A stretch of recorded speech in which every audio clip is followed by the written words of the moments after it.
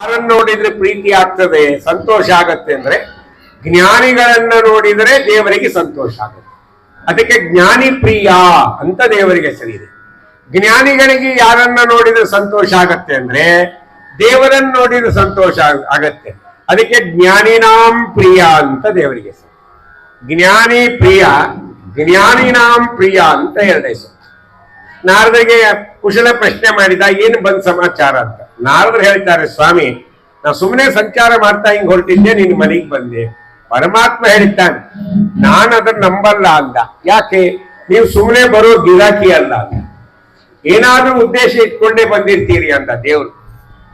ಅಲ್ಲ, ದೇವ್ರಿಗೆ ಹೆಂಗ್ ಗೊತ್ತಾಯ್ತು ಅಂತ ಪ್ರಶ್ನೆ. ದೇವರು ಸರ್ವತ್ರದಲ್ಲಿ ವ್ಯಾಪ್ತ ಅಲ್ವಾ? ದೇವರು ಎಲ್ಲಿದ್ದಾನೆ? ಮನದೊಳಗೆ ತಾನಿಪ್ಪ ಮನವೆಂದೆನಿಸಿಕೊಂಬನು, ಮನದ ವೃತ್ತಿಗಳಿಗನುಸರಿಸಿ ಭೋಗಂಗಳ ನೀವನು ತ್ರಿವಿಧ ಚೇತನಕ್ಕೆ ಮನವನಿತ್ತರೆ ತನ್ನ ನೀವನು, ಮನವನಿತ್ತರೆ ತನ್ನ ನೀವನು ತನುವ ದಂಡಿಸಿ ದಿನ ದಿನದಿ ಸಾಧನವ ಮಾಳ್ಪರಿಗೆ ಇತ್ತಪ್ಪನು ಸ್ವರ್ಗಾದಿ ಭೋಗಗಳ. ದೇವ್ರು ಎಲ್ಲಿ ಇಲ್ಲ ಅಂತ ತಿಳ್ಕೊಬೇಡ, ಸರ್ವತ್ರದಲ್ಲಿ ವ್ಯಾಪ್ತನಾಗಿದ್ದಾನೆ. ಈಶಾವಾಸಂ ಇದಂ ಸರ್ವಂ ತೇನ ತೆಕ್ಕೇನ ಭುಂಜೀತ ಅಂತ ಉಪನಿಷತ್ತು ಹೇಳಿದ್ರೆ ಅದೇ ಮಾತು ಪ್ರಹ್ಲಾದ ದಾಸರಾಯರು ಹೇಳ್ತಾರೆ. ಹಿರಣ್ಯಕಶಿಪು ಕೇಳಿದ್ರಂತೆ ಪ್ರಹ್ಲಾದನಿಗೆ, ಪ್ರಹ್ಲಾದ ಯಾರು ನಿನ್ನನ್ನು ರಕ್ಷಣೆ ಮಾಡ್ತಾ ಇದ್ದಾರೆ ಹೇಳು, ಯಾರು ನಿನ್ನ ಹಿಂದೆ ಇದ್ದಾರೆ ಹೇಳು. ಪ್ರಹ್ಲಾದರಾಜರಂತಾರೆ, ದೇವರು ಇದ್ದಾನೆ, ಸರ್ವತ್ರದಲ್ಲಿ ವ್ಯಾಪ್ತನಾಗಿದ್ದಾನೆ. ಎಲ್ಲಿದ್ದಾನೆ ಅವನು ಅಂದ್ರೆ ಜ್ಞಾನಿಗಳಂತಾರೆ, ಎಳ್ಳು ಮುನೆಯ ಮುಳ್ಳು ಕೊನೆಯ ಪೊಳ್ಳು ಬಿಡದೆ ಒಳಗೆ ಹೊರಗೆ ಎಲ್ಲ ಠಾವಿನಲ್ಲಿ ಲಕ್ಷ್ಮೀನಲ್ಲನಿದ್ದಾನೆ.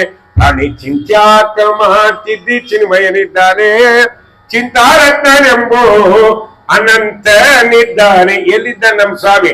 ಎಳ್ಳು ಮುನೆಯ ಮುಳ್ಳು ಕೊನೆಯ ಪೊಳ್ಳು ಬಿಡದೆ ಒಳಗೆ ಹೊರಗೆ ಎಲ್ಲ ಠಾವಿನಲ್ಲಿ ಲಕ್ಷ್ಮೀನಲ್ಲನಿದ್ದಾನೆ. ಎಷ್ಟೋ ಬಾರಿ ನಾವಿಂತ ಫಂಕ್ಷನ್ಗೆ ಬಂದಾಗ ಕದ್ದು ಪಂಚಾಮೃತ ಕುಡಿತೀವಿ, ಕದ್ದು ಅಲ್ವಾ? ಯಾರಿಗ್ ಗೊತ್ತಾಗಬಾರ್ದು ಅಂತ ಒಂದು ತಮ್ಮಿಯ ಇಟ್ಕೊಂಡು ಕುಡಿತೀವಿ. ಎಲ್ಲಿ ಕುಡಿತೀವಿ ಅಂದ್ರೆ ಇಲ್ಲಿ ಮುಂದೆ ಕುಡಿಯಂಗಿಲ್ಲ, ಹಿಂದೆ ಹೋಗಿ ಕುಡಿತೀವಿ. ಪಂಚಾಮೃತ ಕುಡಿಬಾರ, ಹಿಂದ್ ಬಾರ ಹೋಮಾರಾಯ, ಮುಂದೆ ಹನುಮಪ್ಪ ಇದ್ದಾನಂತೀವಿ. ಹಿಂದ್ ಕೂತ್ ಕುಡ್ದು ಹನುಮಪ್ಪ ಗೊತ್ತಾಗುತ್ತೆ. ಕೆಲವರು ಮುಸುಕ್ ಹಾಕೊಂಡು ಕುಡಿತಾರೆ ಪಂಚಾಮೃತ, ಅದನ್ನು ನೋಡಿ. ದೇವರೆಲ್ಲ ಕಡೆ ಇದ್ದಾನೆ ಇಲ್ಲ. ತಸ್ಯಾ ಶಿಖಾಯ ಮಧ್ಯೆ ಪರಮಾತ್ಮ ವ್ಯವಸ್ಥಿತ ಏನಾದೇ ಹೇಳುತ್ತೆ. ಎಳ್ಳು ಮುನೆಯ ಮುಳ್ಳು ಕೊನೆಯ ಪೊಳ್ಳು ಬಿಡದೆ ಒಳಗೆ ಹೊರಗೆ ಎಲ್ಲಾ ಠಾವಿನಲ್ಲಿ ಲಕ್ಷ್ಮಿ ನಲ್ಲನಿದ್ದಾನೆ. ಹಂಗ ಮನದೊಳಗೆ ತಾನಿಪ್ಪ ಮನವೆಂದೆನಿಸಿಕೊಂಬನು, ಮನದ ವೃತ್ತಿಗಳಿಗೆ ಅನುಸರಿಸಿ ಭೋಗಂಗಳ ನೀವನು ತ್ರಿವಿಧ ಚೇತನಿಗೆ. ದೇವರಿಗೆ ನಾವು ಮಾಡಿದ್ದೆಲ್ಲ ಗೊತ್ತಾಗುತ್ತೆ. ಅದಕ್ಕೆ ಅವನಿಗೆ ಸಾಕ್ಷಿ ಅಂತ ಹೆಸರಿದೆ ದೇವರಿಗೆ, ಗೊತ್ತಾಯ್ತಾ? ಅದಕ್ಕೆ ದೇವರಿಗೆ ಕೇಳಿದ, ಸುಮ್ಮನೆ ಬರುವ ಆಸಾಮಿ ಅಲ್ಲ ಅಂತ. ಅವಾಗ ನಾರದರು ಹೇಳ್ತಾರೆ, ಸ್ವಾಮಿ ನೀ ಹೇಳಿದ್ದಾನೋ ಪ್ರಭು, ಯಾಕೆ ಏನಾಯ್ತು? ನನ್ನ ಮನಸ್ಸಲ್ಲಿ ಒಂದು ಉದ್ದೇಶ ಇಟ್ಕೊಂಡು ಬಂದಿದ್ದೇನೆ. ದೇವರಂದ ಏನದು? ನಿನಗೆ ತ್ರಿಹೂಗಹೂತಿ ಅಂತ ಕರೀತಾರೆ. ತ್ರಿಹೂಗಹೂತಿ ಅಂತ ದೇವರಿಗೆ ಹೆಸರು. ಅಂದ್ರೆ ಅರ್ಥ, ಭಗವಂತ 3 ಯುಗದಲ್ಲಿ ಅವತಾರ ಮಾಡಿದ್ದಾನೆ. ಯಾವುದದು? ಕೃತ, ತ್ರೇತ, ದ್ವಾಪರದಲ್ಲಿ ಭಗವಂತನೇ ಅವತಾರ ಮಾಡಿದ್ದಾನೆ. ನೀ ಅವತಾರ ಮಾಡಿದ್ದಿ. ಈ 3 ಯುಗದಲ್ಲಿ ನಾವೆಲ್ಲರೂ ಮೂಲ ರೂಪದಿಂದ ಭೂಲೋಕದಲ್ಲಿ ಸಂಚಾರ ಮಾಡಿಕೊಂಡಿದ್ದೆವು. ಆದರೆ ಮುಂದೆ ಬರೋದು ಘನಘೋರವಾದ ಕಲಿಯುಗ ಬರ್ತಾ ಇದೆ. ಅದು ಪಾಪಯುಗ ಅಂತ ಪ್ರಸಿದ್ಧವಾಗಿದೆ. ಅದಕ್ಕೆ ಮುಂದೆ ಕಲಿಯುಗದಲ್ಲಿ ಕೂಡ ಸಜ್ಜನರು ಇರ್ತಾರಲ್ವಾ, ಅವರ ಉದ್ಧಾರ ಹೆಂಗಾಗಬೇಕು ಅಂತ ನಾರದರು ಪ್ರಶ್ನೆ ಕೇಳ್ತಾರೆ ದೇವರಿಗೆ. ನೋಡಿ, ನಾರದರಿಗೆ ಸಜ್ಜನರ ಬಗ್ಗೆ ಎಷ್ಟು ಕಳ್ಕಳಿ ಅದಲ್ವಾ. ನಾರದರು ಬಹಳ ಉತ್ತಮವಾದ ಸ್ಥಾನದಲ್ಲಿದ್ದವರು. ಆ ನಾರದರನ್ನ ಬಹಳ ಕೆಳಮಟ್ಟದಲ್ಲಿ ಮಾತಾಡ್ತೇವೆ ನಾವು ಇವತ್ತು. ಯಮಲೋಕದಲ್ಲಿ ಒದೀತಾರೆ, ಹೋದ ತಕ್ಷಣ ಜಾರಿಸಿ ಒದೀತಾರಲ್ಲಿ. ಹೌದಾ? ಯಾರಾದ್ರೂ ಜಗಳ ಹಚ್ಚಿರೋರು ಬಂದ್ರೆ ಏನಂತೀವಿ ನಾವು? ಬಂದ್ ನೋಡಪ್ಪ ನಾರದ, ಹೋಗಿ ಯಮಲೋಕದಲ್ಲಿ ಜಾರಿಸಿ ಒದೀತಾರೆ. ನಾರದರು ಎಂತವ್ರು ಅಂದ್ರೆ ನಾರದ. ಎಷ್ಟೇ ಕಕ್ಷಾ ಅವ್ರದ? ವೆರಿ ಗುಡ್, 14ನೇ ಕಕ್ಷಾ ಅಲ್ವಾ? ನಾರದ ಅಂದ್ರೆ ಏನು? ಅವ್ರ ಹೆಸರು ಹೇಳುತ್ತೆ. ನಾರ ಅಂದ್ರೆ ಜ್ಞಾನ ಅಂತ, ಅರ ಅಂದ್ರೆ ದೋಷ, ಅರ ಅಂದ್ರೆ ನಾರ, ದೋಷರಹಿತವಾದ ಅಂದ್ರೆ ಭಗವಂತನ ದೋಷರಹಿತವಾದ ಜ್ಞಾನವನ್ನ ದದಾತಿ ಕೊಡ್ತಾರೆ. ಯಾರು ಕೊಡ್ತಾರೋ ಅವ್ರ ಹೆಸರೇನು? ನಾರದರು ಅಂತ ದೊಡ್ಡ ಮಹಾನುಭಾವರು. ಎಲ್ಲ ಇತಿಹಾಸ ಪುರಾಣಗಳನ್ನ ತೆಗೆದು ಅವಲೋಕನ ಮಾಡಿ ನೋಡ್ರಿ ನೀವು. ಅಲ್ಲಿ ಒಂದೇ ಉತ್ತರ ಸಿಗೋದು ನಮ್ಗೆ. ಏನ್ ಗೊತ್ತಾ? ಯಾರು ನಾರದರಿಂದ ಉಪದೇಶವನ್ನು ಹೊಂದಿದ್ದಾರೋ ಅವರೆಲ್ಲರೂ ಪರಮಾತ್ಮನ ಕಂಡಿದ್ದಾರೆ ಅಂತ ಉತ್ತಮ ಪೋಸ್ಟ್ ಅವರು. ಸಜ್ಜನರ ಬಗ್ಗೆ ಕೇಳ್ತಾರೆ. ಈ ಕೆಲವರು ಮಾತಾಡ್ತಿರ್ತಾರೆ ಕಲಿಯುಗದಾಗ, ಏನ್ರಿ ಇದು ಕಲಿಯುಗ, ಯಾರು ಇರೋದೇ ಇಲ್ಲ, ಎಲ್ಲಾ ದೈತ್ಯರೇ ಇರ್ತಾರೆ, ದೇವತೆಗಳಿಗೆ ಇರಲ್ಲ ಅಂತಾರಿಲ್ಲ. ಶಾಸ್ತ್ರ ಹೇಳುತ್ತಿಲ್ಲ, ಎಲ್ಲಾ ಕಾಲದಲ್ಲಿ ಎಲ್ಲರೂ ಇರ್ತಾರೆ. ಕಲಿಯುವುದನ್ನು ಕೂಡ ದೇವತೆಗಳಿರ್ತಾರೆ. ಅದನ್ನೇ ಜಗನ್ನಾಥ ಉತ್ತರ ಕೊಟ್ಟು, ದೇವ ಮಾನವ ದಾನವರು ಎಂದು ಈ ವಿಧದಲ್ಲಿ ಆವಾಗಲಿಪ್ಪರು. ಏನು ಮಾತುಕಳ್ರಿ ಜ್ಞಾನಿಗಳು, ಒಂದೊಂದು ಮಾತನ್ನ ಬರೆದು ಹಾಕ್ಬೇಕು ಸುವರ್ಣಾಕ್ಷರಗಳಿಂದ. ದೇವ ಮಾನವರು ದಾನವರು ಎಂದು ಈ ವಿಧದಲ್ಲಿ ಆವಾಗಲಿಪ್ಪರು. ಮೂವರೊಳಗಿವಗಿಲ್ಲ ಸ್ನೇಹ ಉದಾಸೀನ ದ್ವೇಷ, ಜೀವನಧಿಕಾರಾನುಸಾರದಲ್ಲಿವ ಸುಖ ಸಂಸಾರ ದುಃಖವ ತಾವುಣದೆ ಅವರಿಗುಣಿಸುವ ನಿರ್ಗತಾಶದನು. ದಸರಾರಂತಾರೆ, ದೇವ ದಾನವ ಮಾನವರು ಎಂದು ಈ ವಿಧದಲ್ಲಿ ಆವಾಗಲಿಪ್ಪರು, ಎಲ್ಲ ಕಾಲದಲ್ಲಿ ಇರ್ತಾರೆ. ಇಲ್ಲಿ ಯಾಕೆ ಹೇಳಿಕ್ ಬಂದಿದ್ರೆ, ನಾರದರ ಪ್ರಶ್ನೆ ಏನು, ಸಜ್ಜನರ ಉದ್ಧಾರ ಹಿಂಗಾಗಬೇಕು ಸ್ವಾಮಿ, ಯಾಕೆ ನೀನು ಅವತಾರ ಮಾಡೋದಿಲ್ಲ, ನಿನ್ನ ಸಂಕಲ್ಪ, ನಾವ್ಯಾರು ಮೂಲ ರೂಪದಿಂದ ಭೂಲೋಕದಲ್ಲಿ ಓಡಾಡಬಾರ್ದು, ನಿನ್ನ ಆಜ್ಞೆ ಸಜ್ಜನರ ಉದ್ಧಾರ ಹೆಂಗಾಗ್ಬೇಕು ಅಂತ. ಅವಾಗ ಭಗವಂತ ಒಂದು ಮಾತು ಹೇಳ್ತಾರೆ, ನಾರದ್ರೆ ನೀವ್ ಹೇಳಿ ಸರಿ, ನಾನು ಅವತಾರ ಮಾಡಲ್ಲ, ನೀವ್ ಯಾರು ಮೂಲ ರೂಪದಿಂದ ಸಂಚಾರ ಮಾಡಂಗಿಲ್ಲ, ಇದು ನನ್ನ ಆಜ್ಞೆ. ಆದ್ರೆ ಅವತಾರ ಮಾಡಿ ಹೋಗಿ ಹೇಳ್ಬಹುದಲ್ಲ ಅಂದ ದೇವರು, ಅವತಾರ ಮಾಡಬಹುದಲ್ಲ ಅಂತ. ಮೂಲ ರೂಪದಿಂದ ಹೋಗ್ಬೇಡಿ, ಯಾಕೆ ಹೋಗ್ಬೇಡ ಅಂದ ಅಂತ ಪ್ರಶ್ನೆ. ಒಂದು ವೇಳೆ ಮೂಲ ರೂಪದಿಂದ ನಾರದರು ಈಗೇನಾದ್ರೂ ಬಂದ್ರು ಅಂತ ತಿಳ್ಕೊಳ್ಳಿ, ಇಲ್ಲೇ ಒಂದು ಕಲ್ಪನೆ ಮಾಡಿ, ಸುಮ್ಮನೆ ಒಂದು ಕಲ್ಪನೆ. ನಾರದರು ಬಂದ್ರು, ಕಾಲ ಗೆಜ್ಜೆ ತಂಬೂರಿ ನಾರಾಯಣ್ ನಾರಾಯಣ್ ನಾರಾಯಣ್ ಅಂತ ಬಂದ್ರು. ಯಾರೋ ಒಬ್ರು ಎದ್ದು ಹೋಗ್ತಾರೆ, ಇಲ್ಲಿ ಅರೇಂಜ್ಮೆಂಟ್ ಮಾಡಿದವ್ರು ಹೋಗಿ ತಾವು ಯಾರು ಎಲ್ಲಿಂದ ಬಂದ್ರಿ ಅಂತ ಕೇಳ್ತಾರೆ. ಅವ್ರು ಹೇಳ್ತಾರೆ, ನಾನು ನಾರದ ಬ್ರಹ್ಮ ಸಭೆಗೆ ಹೋಗಿದ್ದೆ, ಸಭೆ ಮುಗೀತು, ಕೈಲಾಸ ಹೋಗ್ಬೇಕು ಅಂತ ಹೊರಟಿದ್ದೆ, ಒಂದ್ ಸಮಾಚಾರ ಬಂತು ಫೇಸ್ಬುಕ್ನಾಗ, ಏನು ಈ ಹನುಮಪ್ಪನ ಗುಡ್ಯಾಗ ಗುರಾದಾಸರು ಶಂಕ ಹೊಡಿತಾರೆ ಪ್ರವಚನ, ಅದು ಗೊತ್ತಾಯ್ತು, ನೋಡ್ಕೊಂಡು ಹೋಗೋಣ ಅಂತ ಬಂದೆ ಅಂತ ಅವ್ರು ಅಂದ್ರೆ ನಾವು ನಂಬ್ತೀವ? ಮೊದಲನೇ ಪ್ರಶ್ನೆ ಏನ್ ಕೇಳ್ತೀವಿ ಗೊತ್ತಾ, ಯಾವ ನಾಟಕ ಕಂಪನಿಯಿಂದ ಬಂದಿರಿ ಅಂತ ಕೇಳ್ತೀವಿ. ಹಾಗಾದ್ರೆ ಇವತ್ತು ನಮಗೆ ದೇವತೆಗಳ ಪರಿಚಯ ಅಂದ್ರೆ ಯಾರ ಪರಿಚಯ? ನಾಟಕ ಕಂಪನಿ ದೇವತೆಗಳ ಪರಿಚಯ. ನಿಜವಾದ ದೇವತೆಗಳ ಬಂದು ಒಪ್ಕೊಂತೀವ? ಒಪ್ಕೊಳ್ಳಲ್ಲ. ಅದಕ್ಕೆ ದೇವರೇ ಅನುಗ್ರಹ ಮಾಡಿದ ಅಂದ್ರೆ ಅವತಾರ ಮಾಡಿ ಹೋಗ್ರಿ ಅಂದ. ಒಬ್ಬ ಯೋಗ್ಯವಾದ ಸಜ್ಜನನಿಗೆ ಅಪಮಾನ ಮಾಡಿದ್ರೆ ಆ ದೋಷ ಜನ್ಮ ಜನ್ಮಕ್ಕೂ ಬರುತ್ತೆ ಅಂತ ಹೇಳಿದ್ದಾರೆ. ಅಂತಂದ್ರೆ ದೇವತೆಗಳಿಗೆ ನಾವು ಅಪಮಾನ ಮಾಡಿದ್ರೆ ಎಷ್ಟು ಜನ್ಮಗಳು ಅನುಭವಿಸಬೇಕ್ರಿ ಅದು. ಅದಕ್ಕೆ ಜ್ಞಾನಿಗಳಂದ್ರು, ಪರಮಾತ್ಮನ ಮಾತಿಗೆ ಪರಮಾತ್ಮ ಹೇಳ್ತಾ ನಾರದರ ಮಾತಿಗೆ ಅವತಾರ ಮಾಡಿ ಹೋಗ್ರಿ ಅಂತ. ಮೊದಲು ಅವತಾರ ಮಾಡಿದ ದೇವತೆ ಅಂದ್ರೆ ವಾಯುದೇವ, ಪರಮಾತ್ಮನ ಆಜ್ಞೆ ಅಂತ. ಕಲಿಯುಗದಲ್ಲಿ ಶ್ರೀಮದ್ ಆನಂದ ತೀರ್ಥರಾಗಿ ಅವತಾರ ಮಾಡಿ ಬಂದ್ರೆ ಇಲ್ಲ. ಆಮೇಲೆ ಅನೇಕ ದೇವತೆಗಳ ಅವತಾರ ಮಾಡಿದ್ದಾರೆ. ಟೀಕಾಕೃತ್ಪಾದರು ಸಾಕ್ಷಾತ್ ಇಂದ್ರದೇವರು ಅವರು ಅವತಾರ ಮಾಡಿದ್ರೆ ಇಲ್ಲ, ಅವತಾರ ಮಾಡಿ ಬಂದ್ರೆ ಇಲ್ಲ. ಬೇಕಾದಷ್ಟು ಅವತಾರಗಳನ್ನ ದೇವತೆಗಳು ಮಾಡ್ಯಾರ. ಯಾಕೆ ಮಾಡಿದ್ರು? ಕಲಿಯುಗದಲ್ಲಿ ಇದ್ರು ಸಜ್ಜನರ ಉದ್ಧಾರಕ್ಕಾಗಿ ಮಾಡಿದ್ದಾರೆ. ಆ ದೇವತೆಗಳ ಲೀಸ್ನಲ್ಲಿದ್ದಂತ ಮಹಾನುಭಾವರು ಇವತ್ತಿನ ಕಥಾನಾಯಕರಾಗಿರ್ತಕ್ಕಂಥ ಮೊದಲು ಶಿಷ್ಯದಾಸರು. ಜ್ಞಾನಿಗಳು ಸ್ಪಷ್ಟ ಮಾಡ್ತಾರಲ್ವಾ? ಅದಕ್ಕೆ ಚಿಂತನೆಯಲ್ಲಿ ವಾಯುದೇವರ ಸೇವೆಯನ್ನ ಮಾಡಿದರು. ಅವರು ದೇಹವನ್ನೇ ತ್ಯಾಗ ಮಾಡಬೇಕು ಅಂತ ಹೋದಂತ ಮಹಾನುಭಾವರು ಹೋಗಿದ್ಯಾರ ಸೇವೆಗೆ? ಹನುಮಪ್ಪ ಸೇವೆಗೆ. ನಾವು ದೇಹದಿಂದ ಹೊರಗೆ ಹೋಗ್ಬೇಕಾದ್ರೆ ಯಾರು ಕಳಿಸ್ಬೇಕು? ಹನುಮಪ್ಪನೇ ಕಳಿಸಬೇಕು. ದೇಹ ಬಿಟ್ಟು ಇನ್ನೊಂದು ದೇಹಕ್ಕೆ ಹೋಗುವಾಗ ಯಾರು ಕಳಿಸ್ಬೇಕು? ಅಲ್ಲೂ ಹನುಮಪ್ಪನೇ ಕಳಿಸ್ಬೇಕು. ದೇಹ ಬಿಟ್ಟು ಹೋಗ್ಬೇಕು ಹೊರಗೆ ಅಂತ ಹೇಳಿ ವಾಯುದೇವರೇ ಸೇವೆಗೆ ಹೋಗಿದ್ದಾರಲ್ಲ, ವಾಯುದೇವರಂದ್ರು ನಾನು ಹೊರಗೆ ಹೋಗಲಾರ್ದೆ ನೀನಂಗೆ ಹೋಗ್ತೀಯ ಹೊರಗೆ, ನೀನು ಒಳಗೆ ಇಡ್ತೀನಿ ಅಂದ್ರೆ ವಾಯುದೇವರು. ಅದನ್ನೇ ನಮ್ಮ ಶ್ರೀಪಾದರಾಜರು ಅನುಗ್ರಹ ಮಾಡಿದ್ರು. ಮಧ್ವನಾಮದಲ್ಲಿ ಏನ್ ಹೇಳಿದ್ದಾರೆ ಅಂದ್ರೆ, ಕರಣಾಭಿಮಾನಿ ಸುರರು ದೇಹವನ್ನು ಬಿಡಲು ಕುರುಡ ಕಿವುಡ ಮೂಕನೆಂದನಿಸುವ ಪರಮ ಮುಖ್ಯ ಪ್ರಾಣ ತೊಲಗಲ ದೇಹವನ್ನು ಅರಿತು ಪೆಣನೆಂದು ದೇವರು ಬುಧ ಜನ. ನಮ್ಮ ದೇಹದಲ್ಲಿರ್ತಕ್ಕಂಥ ತತ್ವಾಭಿಮಾನಿ ದೇವತೆಗಳು ಒಬ್ಬೊಬ್ಬರಾಗಿ ಹೊರಗೆ ಹೋದರೆ, ಇದು 2 ಉಪನಿಷತ್ತಿನಲ್ಲಿ ಈ ಕಥೆ ಹೇಳಿದ್ದಾರೆ. ಬೃಹದಾರಣ್ಯಕ ಉಪನಿಷತ್ತು, ತವಲಕಾರಕ ಉಪನಿಷತ್ತು ಅಂತ ಎರಡರಲ್ಲೂ ಈ ಕಥೆ ಬರುತ್ತೆ. ಅದರ ಸಂಗ್ರಹ ಹೇಳಿದ್ರು ಶ್ರೀಪಾದರಾಜರು. ನಮ್ಮ ದೇಹದಲ್ಲಿರ್ತಕ್ಕಂಥ ಇಂದ್ರಿಯಾಭಿಮಾನಿ ದೇವತೆಗಳು ಹೊರಗಡೆ ಹೋದರೆ ಆ ಅಂಗ ಊನಾಗುತ್ತೆ ವಿನಃ ಯಾರೂ ನಮ್ಮನ್ನ ಶವ ಅಂತ ಕರೆಯುವುದಿಲ್ಲ, ನಮ್ಮ ಮುಟ್ಟಿ ಸ್ನಾನ ಮಾಡುವುದಿಲ್ಲ. ಯಾರಾದ್ರೂ ಮಾಡ್ತಾರ? ಕಿವುಡನನ್ನ ಮುಟ್ಟಿ ಸ್ನಾನ ಮಾಡ್ತಾರ? ಇಲ್ಲ. ಕುರುಡನನ್ನ ಮುಟ್ಟಿ ಸ್ನಾನ ಮಾಡ್ತಾರ? ಇಲ್ಲ. ಯಾರನ್ನು ಮುಟ್ಟಿ ಸ್ನಾನ ಮಾಡ್ತಾರೆ ಅಂದರೆ ಪರಮ ಮುಖ್ಯ ಪ್ರಾಣ ತೊಲಗಲ ದೇಹವನು. ವಾಯುದೇವರು ಶರೀರ ಬಿಟ್ಟು ಹೋದ ಮೇಲೆ ಆ ದೇಹವನ್ನ ಶವ ಅಂತ ಕರೀತಾರೆ. ಅದನ್ನು ಮುಟ್ಟಿದ್ರೆ ಏನ್ ಮಾಡ್ತಾರೆ? ಸ್ನಾನ ಮಾಡ್ತಾರೆ, ಯಜ್ಞೋಪವೀತ ಚೇಂಜ್ ಮಾಡ್ತಾರೆ. ಹಾಗಾದ್ರೆ ನಾವು ದೇಹದಲ್ಲಿ ಇರ್ಬೇಕಾದ್ರೆ ಕಾರಣ ಯಾರು? ವಾಯುದೇವರು. ಹೌದಾ? ನನಗೊಬ್ಬರು ಬಂದು ಕೇಳಿದ, ಚಿಪ್ಪಗಿರಿಯಾಗ ಒಬ್ಬ ವ್ಯಕ್ತಿ ಬಂದ, ಸರ ಬಂದ.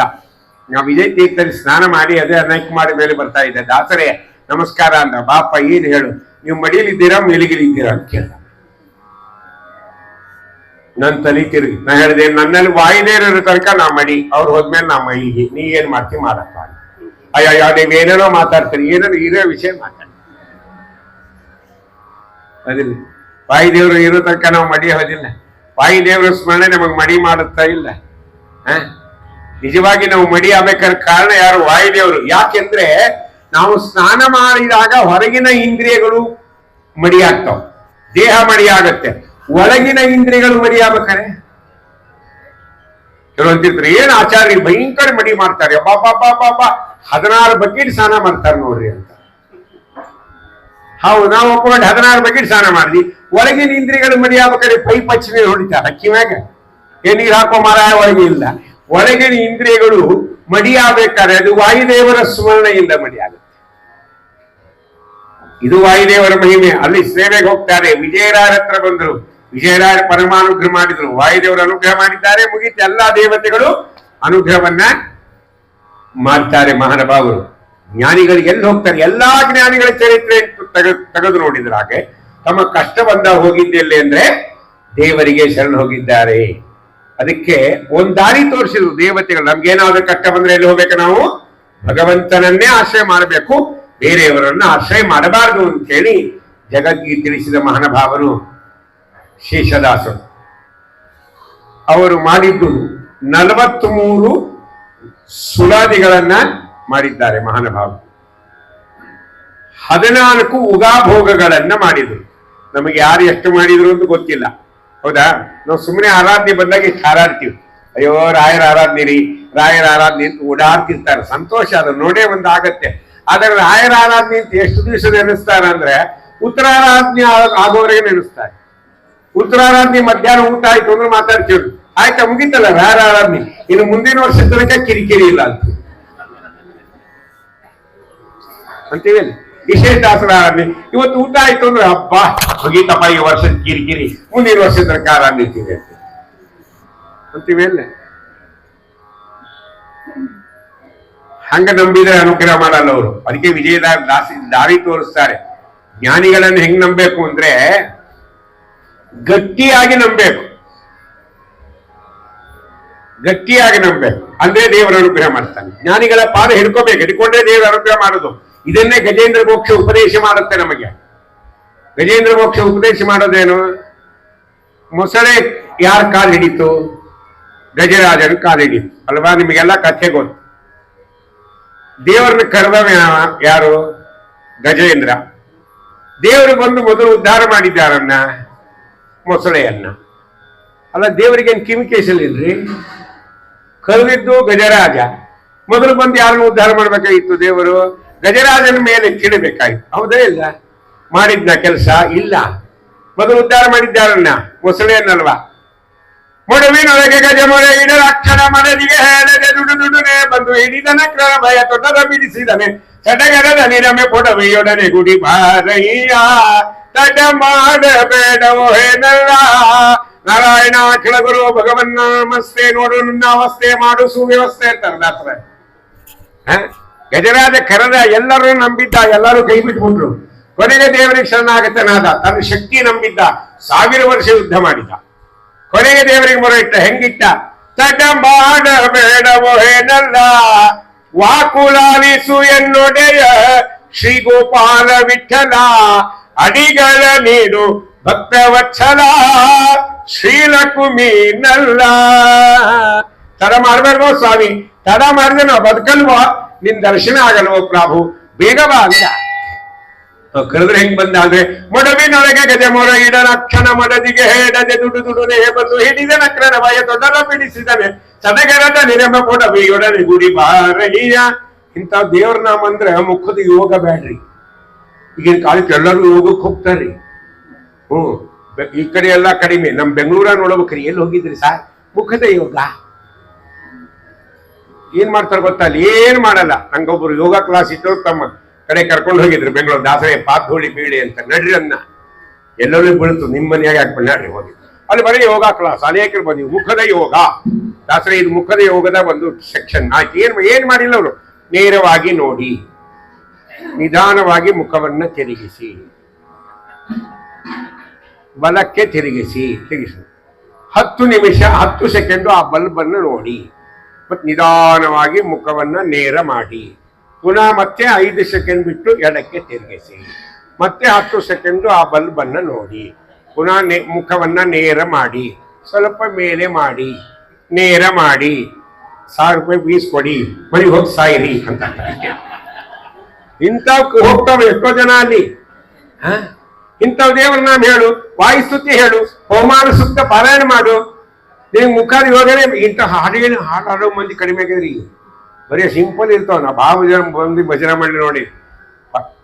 ಮುಖ್ಯ ಪ್ರಾಣ ಬಂಧನೆ, ಪ್ರಾಣ ಬಂಧನೆ ಮುಖ್ಯ, ಇಷ್ಟೇ. ಇಲ್ಲಿಂದ ಯಾರು ಬರ್ತಾವ? ಹೊಟ್ಟೆ ಹೆಂಗ್ ಬರಂಗಿಲ್ಲ, ಮಹಾಪ್ರಾಣ ಬರಂಗಿಲ್ಲ, ಬರೀ ಅಲ್ಪ ಪ್ರಾಣ ಬಂದು ಏನ್ ಮಾಡದ? ನೀವು ಉಪ್ಪಿಡಿ ತಿಂತ ಕೂತಿರ್ತೀವಿ, ವಾಪಸ್ ಹೋಗ್ತಾನ.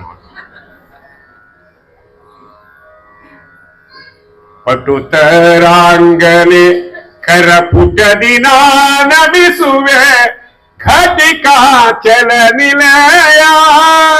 ಇಂಥವ್ ದೇವ್ರ ನಾವು ಬಂದ್ಬಿಟ್ರೆ ಆನಂದ ಆಗಿ ಯಾವುದು ಬೇಕಾಗಿಲ್ಲ. ಅದಕ್ಕೆ ಹೇಳಿಕ್ ಬಂದೆ. ಮೊಡವಿನೊಳಗೆ ಗಜ ಮುರಡಿ ಲಾಕ್ಷಣ ಮಡದಿಗೆ ಹೇಳದೆ ಅಂದ್ರು. ನಮ್ ಗುರುವ ಹೇಳ್ತಿದ್ರು, ಗುರಣ್ಣ ಜಗತ್ನ ಗಂಡಸು ಅಂದ್ರೆ ಒಬ್ಬನೇ ಅಪ್ಪ, ಹೆಂಡತಿಗೆ ಹೇಳಾದೆ ಬರ್ತಾವೆ. ಹುಡುಕಿ ಗಂಡಸರನ್ನ ಹೆಂಡತಿಗೆ ಹೇಳೇ ಬರ್ತಾವೆ. ಹೋಗಂದ್ರೆ ಹೋಗ್ತಾವ, ಅರಮನೆ ಕೂತಿ ಏನೇ ಪ್ರವಚನಕ್ಕೆ ಹೋಗ್ಲಾನೆ ಹೋಗಿ ಏನ್ ಮಾಡ್ತೀರಿ? ಅಲ್ಲ ಗುರಾದಾಸರ ಶಂಕ ಅವ್ರಿಗೆ ಬುದ್ಧಿ ಇಲ್ಲ ಬಂದಾರ, ಅವ್ರಿಗೆ ಕೆಲಸ ಇಲ್ಲ ಬಂದಿರ್ತಾವ. ಅಲ್ಲಿ ನಾವು ಯಾಕೆ ಮನ್ಯಾಗ ಕೊಡ್ಲಿ ಚಟ್ನಿ ರುಬ್ರಿ ಅಂತಲ್ಲ. ಅಲ್ಲ ನಾ ಯಾಕೆ ಚಟ್ನಿ ರುಬ್ಬೇಕೆ? ನಾ ದೋಸೆ ಹಿಟ್ಟು ಹಾಕಿನಿ, ಚಟ್ನಿ ರುಬ್ಬಿರಿ ನೀವು. ನಮ್ಮಪ್ಪ ಬರ್ತಾನೆ ಸಾಯಂಕಾಲ, ಅವನಿಗೆರಡು ಹಾಕೊಡ್ತೀನಿ, ಆ ತಟ್ಟೆ ತೊಳ್ಕೊಂಬಂದ್ರೆ ನಿಮ್ಗೆರಡು ಅಂತ. ಅವಾಗ ಇದು ಚಟ್ನಿ ರುಬ್ತಾ ಕೂತಿರ್ಬೇಕ್ರಿ. ಇದು ಯಾರು ಬರದ ಕಥೆಯೋ, ನನಗಾಗಿ ಬಂದ ವಿಷಯೋ ಅಂತ ಹೇಳಿ ರುಬ್ಬು ಮಗನೇ ಚಟ್ನಿ. ಇಂಜಿನಿಯರ್ ಹೆಂಡ್ತೀನಿ ಮಾಡ್ಕೊಂಡೆಲ್ಲ ರುಬ್ಬು. SSLC ಅದು ಮಾಡ್ಕೊಂಡು ನಮ್ಮಂತವ್ರು ಹೇಳ್ದಂಗೆ ಕೇಳ್ಕೊಂಡಿರ್ತಾವ. ಬಿಟ್ಬಿಡ್ದು ಹುಚ್ಚ. ಹೌದು ಇಲ್ಲ, ಎಲ್ಲರಿಗೂ ಹೆಂಡತಿ ಹೇಳ್ದಂಗೆ ಕೇಳ್ತಾರೆ. ನಮ್ ಗುರುಗಳು ಅವ ಒಬ್ಬನೇ ಗಂಡಸ. ಯಾಕೆ? ಅವನಿಗೆ ಪುರುಷ ಅಂತ ಹೆಸರು ಯಾರಿಗಿದೆ? ಭಗವಂತನಿಗಿದೆ. ಪುರುಷ ಸೂಕ್ತ ಅಂತ ಯಾರಿಗಿದೆ? ದೇವರಿಗೆ ಅದನ್ನೇ ಇಲ್ಲ. ಅವ ಒಬ್ಬನೇ ಗಂಡಸು. ಹೆಂಡತಿ ಹೇಳಾರ್ದೆ ಬಂದ ಅಂದ್ರೆ ಜ್ಞಾನಿಗಳು. ಹೌದಾ? ಕರೆಕ್ಟ್.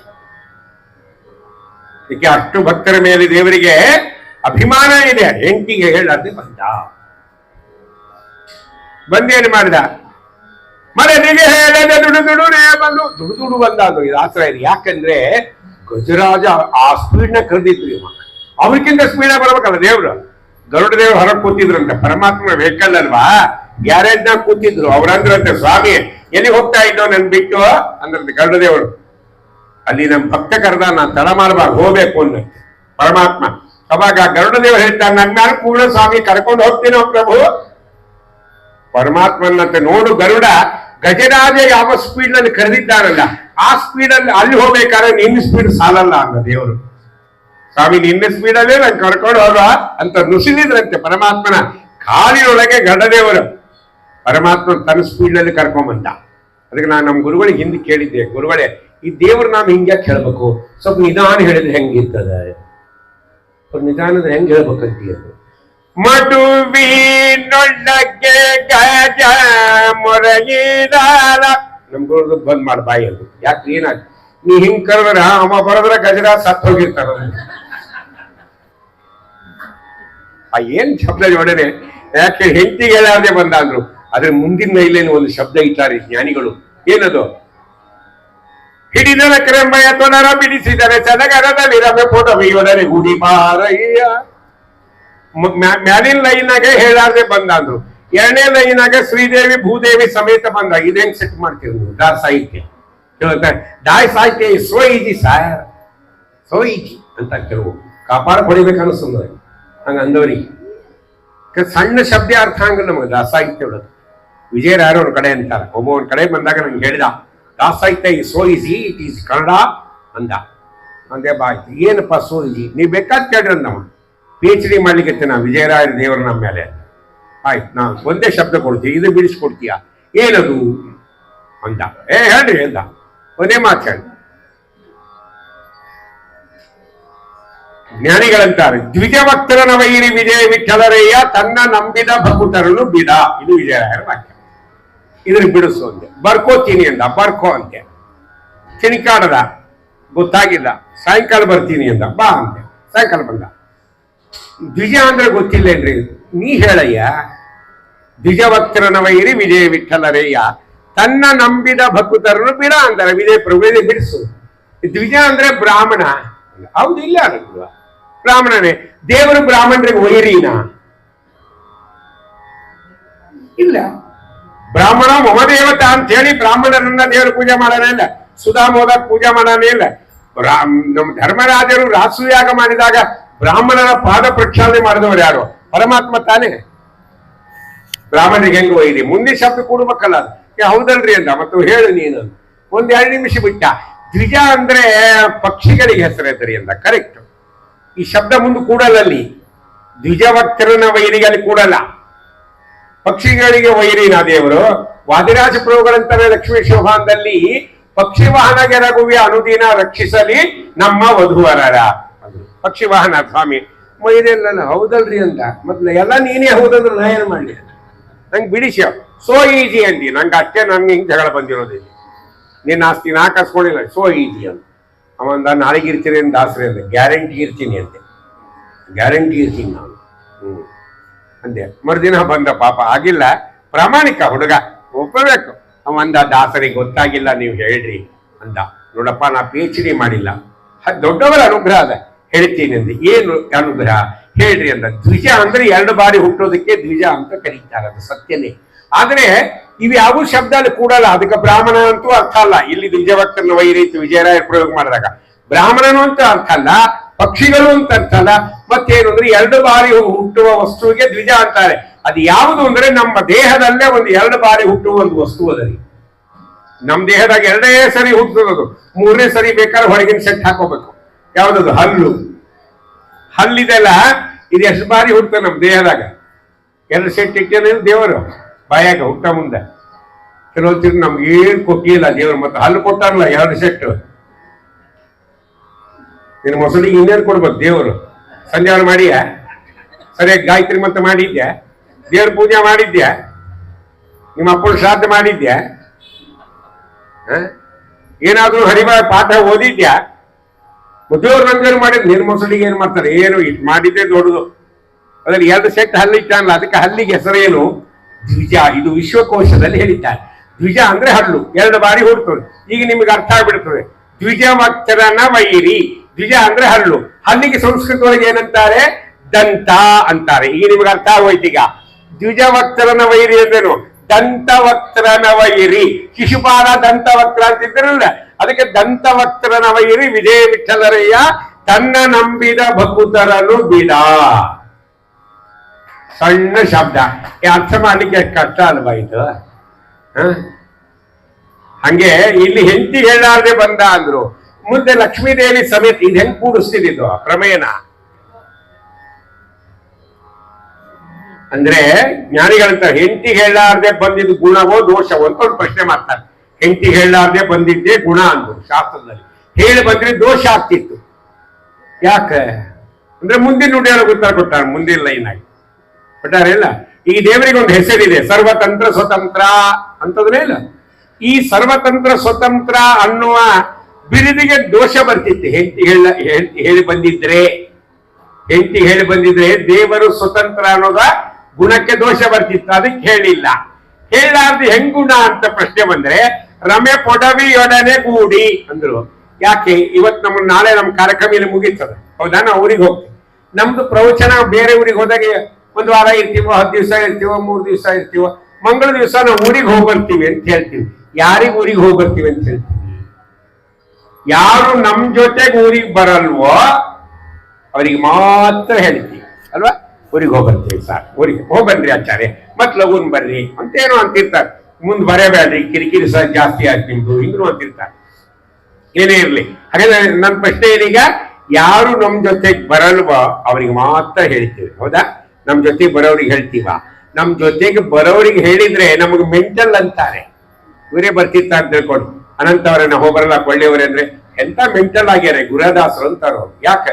ನಾನೇ ಅವ್ರು ಕರ್ಕೊಂಡು ಹೊರಟೀನಿ, ಅವ್ರ ಬ್ಯಾಗ್ ಹಿಡ್ಕೊಂಬವ್ ನಾನೇ, ಅವ್ರ ಸೀಟ್ ರಿಸರ್ವೇಶನ್ ಮಾಡಿಸ್ ನಂಗೆ ಹೇಳ್ತಾರೆ ನೋಡ್ರಿ ಹುಚ್ಚರು ಅಂತಾರೆ. ಅಲ್ಲೇ ಜೊತೆಗೆ ಬರೋರಿಗೆ ಹೇಳಿದರೆ ದೋಷ, ಬರ್ಲಾರ್ದವ್ರಿಗೆ ಹೇಳಿದ್ರೆ ಗುಣ. ಹಂಗೆ ಭಗವಂತನ ಸ್ವಾತಂತ್ರ್ಯ ಪ್ರತಿಪಾದನೆ ಮಾಡುತ್ತೆ ಮೊದಲನೇ ಲೈನು, ಹೆಂಡತಿಗೆ ಹೇಳಾರ್ದೆ ಬಂದ ಅಂತ. 2ನೇ ಲೈನ್ ಹೇಳೋದೇನು ಅಂದ್ರೆ, ಯಾಕೆ ಹೇಳಲಿಲ್ಲ ಅಂದ್ರೆ ಜೊತೆಗೆ ಬರ್ತಾಳೆ ಲಕ್ಷ್ಮೀ ದೇವಿ. ಯಾವಾಗಲೂ ಭಗವಂತನ ವಕ್ಷಸ್ಥಳದಲ್ಲೇ ವಾಸ ಮಾಡಿಕೊಂಡಿದ್ದಾರೆ. ಪರಮಾತ್ಮ ಹೋದ ಕಡೆ ಎಲ್ಲ ಲಕ್ಷ್ಮೀ ದೇವಿ ಹೋಗ್ತಿದ್ದಾಳಾದ್ರಿಂದ ಹೇಳಾರ್ದೆ ಬಂದಿದ್ದೆ ಗುಣ. ಇಲ್ಲಿ ಇನ್ನೂ ಸ್ವಲ್ಪ ಸ್ಟೆಪ್ ಇದೆ ನನ್ನ ಮೊದಲನೇ ಮಾತಿಗೆ. ಯಾವ್ದು ಮಾತದು? ದೇವ್ರು ಬಂದೇನ್ ಮಾಡಿದ? ಮೊಸಳೆಯನ್ನ ಮೊದಲು ಉದ್ಧಾರ ಮಾಡಿದ. ಯಾಕೆ ಉದ್ಧಾರ ಮಾಡಿದ ಅಂತ ಪ್ರಶ್ನೆ ಬಂದರೆ ದೇವರು ಒಂದು ತತ್ವ ಹೇಳ್ತಾನೆ. ಯಾರು ನನ್ನ ಅನುಗ್ರಹ ನಿಮಗೆ ಬೇಗ ಆಗಬೇಕು ಅಂತ ಅಪೇಕ್ಷೆ ಇದೆಯೋ ನೀವೇನ್ ಮಾಡ್ಬೇಕು ಅಂದ್ರೆ ನನ್ನ ಕಾಲ್ ಹಿಡ್ಕೊಳ್ಬೇಡ್ರಿ, ನನ್ನ ಭಕ್ತರ ಕಾಲ್ ಹಿಡ್ಕೊಂಡ್ರೆ ಮೊದಲು ಬಂದು ಉದ್ಧಾರ ಮಾಡ್ತೇನೆ ಅಂತ ಸ್ವಾಮಿ. ಆ ಭಕ್ತರ ಕಾಲ್ ಹಿಡ್ಕೊಂಡ ಯಾರು? ಮೊಸಳೆ. ಅವೇನಾದ್ರೂ ಹರೇ ರಾಮ ಗೋವಿಂದ ಅನ್ನ ನಮ್ಮ ಅಪ್ಪನ ಅಣಿಗೆ ಅಲ್ಲಿಲ್ಲ. ಅವ ಅಂದ್ಬಿಟ್ಟ, ನೀನು ಕಾಲು ಗಂಟೆ ಹಿಡ್ಕೊಂಡು ಕೂಡ್ತೀನಿ ಮಗನೇ, ಅವಾಗ ಸ್ವಲ್ಪ ಒತ್ತಾ ಇರ್ತೀನಿ, ನಿನ್ನ ನೋವು ಜಾಸ್ತಿ ಆದಾಗ ನೀವು ಒದರ್ತಿ, ಅವ ಬರ್ತಾನ, ನನಗೆ ಅನುಗ್ರಹ ಮಾಡ್ತಾನ, ನಾನು ನಿನ್ನ ಕಾಲು ಮಾತಾಡಿದ್ದೀನಿ ಅಂತ ಹೇಳ್ತೀನಿ ಮೊಸಳೆ. ಏನ್ ಮಾಡಿ ಅದೇನೇ ಮಾತು ಮೋಹನ್ ದಾಸರು ಅಂತಾರೆ, ವಿಜಯರಾಜರ ಪಾದ ನಿಜವಾಗಿ ನಂಬಲು ಅಜನ ಪಿತ ತಾನೆ ಬಲಿವಾ ಪೊರೆವಾ. ನಿಂಗ್ ಅಜನ ಪಿತ ಒಲಿಬೇಕಾ? ನೀವ್ ಒಂದೇ ಮಾಡ. ಏನದು? ವಿಜಯರಾಯರ ಪಾದ ನಂಬೋದು ಅಲ್ಲ, ಒಂದು ಎಡ್ಜೆಕ್ಟಿವ್ ಹಾಕ್ಯಾರ ಪುರಂದಾಸರು ಹಿಂದೆ. ಏನದು? ನಿಜವಾಗಿ ನಿಜವಾಗಿ ನಂಬಿದ್ರೆ ಮಾತ್ರ ಒಲಿತಾರೆ. ಸುಮ್ಮನೆ ನಾಟಿಕೆ ನಂಬಿದ್ರೆ ಒಲೆಯಲ್ಲ. ಆಗಲೇ ಹೇಳ್ತಲ್ಲ, ರಾಯರ ಆರಾಧನೆ ಮದ ರಾಯರು ಅಂತೀವಿ, ವಿಜಯರಾಯರು ಅಂತೀವಿ. ಅವ್ರ ಆರಾಧನೆ ಮುಗಿದ್ಮೇಲೆ ಸಾಕಾಗಿದ್ರಿ, ಓಸಕ್ಕಿಂತ ಈ ಮಂದಿ ಏನ್ ಜಾಸ್ತಿ ಆಗಿದ್ರಿ, ಅದೇನು ಉಪ್ಪಿಟ್ಟು ಖರ್ಚಾಯ್ತು. ನಾವೊಂದ್ ಕಡೆ ಹೋಗಿದ್ದೆ, ಅವ್ರೊಬ್ರು ಹೇಳಿದ್ರು, ಏನ್ರಿ ಮಣ್ಣಿ ಎಕ್ಕಾಸಿ ಜಾಗನ ಆಯ್ತಂತಾರ ಅಂತ ಕೇಳಿದೆ. ಆರಾಧನೆಗಿಂತ ಪೂರ್ವದಲ್ಲಿ ಅವ್ರು ಆಯ್ತು ಬೆಳತನಕ ಭಜನೆ ಮಾಡಿದ್ರು 12 ಕೆರೆ ಉಪ್ಪಿಟ್ಟು ತಿಂದು ಏಕಾಶಿಗೆ ಹಾಳಾಗ್ತವ್ರು. ನಾ ಕೇಳಿದ್ದು ಭಜನೆ ಮಾಡ್ಯಾರಂತ ಜಾಗನ 12 ಕೆರೆ ಉಪ್ಪಿಟ್ಟು, ಇಷ್ಟು ಲೆಕ್ಕ ಆಗ್ತದೆ. ಎಲ್ಲ ನಿಜವಾದ ಆರಾಧನೆ ಅಂದ್ರೆ ತಿಳಿಬೇಕು. ನಿಜವಾಗಿ ಅನ್ನೋದೇ ಅಬ್ಜೆಕ್ಟಿವ್. ಪುರಂದಾಸಕ್ಕೆ ಎಲ್ಲಾ ದಾಸರ ದೇವರಾಮ ಹಂಗಿದ್ದಾರೆ. ಒಂದ್ ಕಡೆ ಅಂತ ಅಂತಕನ ದೂತರಿಗೆ ಏನಿಲ್ಲ, ದಯ ಇಲ್ಲ ಅಲ್ಲ, ಅದು ಹಿಂದೊಂದು ಎಬ್ಜೆಕ್ಟಿವ್ ಇದೆ. ಏನದು? ಕಿಂಚಿತ್ತು ದಯ ಇಲ್ಲ. ವದಿ ಡೂ ಆರ್ ಡೈ ಅನ್ನೋ ಸಿಸ್ಟಮ್ ನಾನು ನಾರಾಯಣ ಗೌರ್ಮೆಂಟ್ನಲ್ಲಿ. ಹಂಗಿಲ್ಲಿ ವಿಜಯರಾಯರಂತಾರೆ, ವಿಜಯರಾಯರ ಪಾದ ಮೋಹನ್ದಾಸ ಅಂದ್ರು ನಿಜವಾಗಿ ನಂಬರುವುದು. ಹಾಗಾದ್ರೆ ಇನ್ನೊಂದು ಪ್ರಶ್ನೆ ಬರುತ್ತೆ, ಅಲ್ಲಿ ವಿಜಯರಾಯರು ಮೋಹನ್ದಾಸ ಸಿಕ್ಕಿದ್ರು, ಅವರು ಪಾದ ನಂಬಿದ್ರು, ನಮ್ಗೆ ಯಾರು ಸಿಕ್ಕಿಲ್ಲಲ್ರಿ ಅಂದ್ರೆ 2 ಅರ್ಥ ಮಾಡ್ತಾರೆ. ವಿಜಯರಾಯರ ಪಾದ ಅಂದ್ರೆ ಭೌತಿಕ ಪಾದ ಅಂತ ಒಂದರ್ಥ.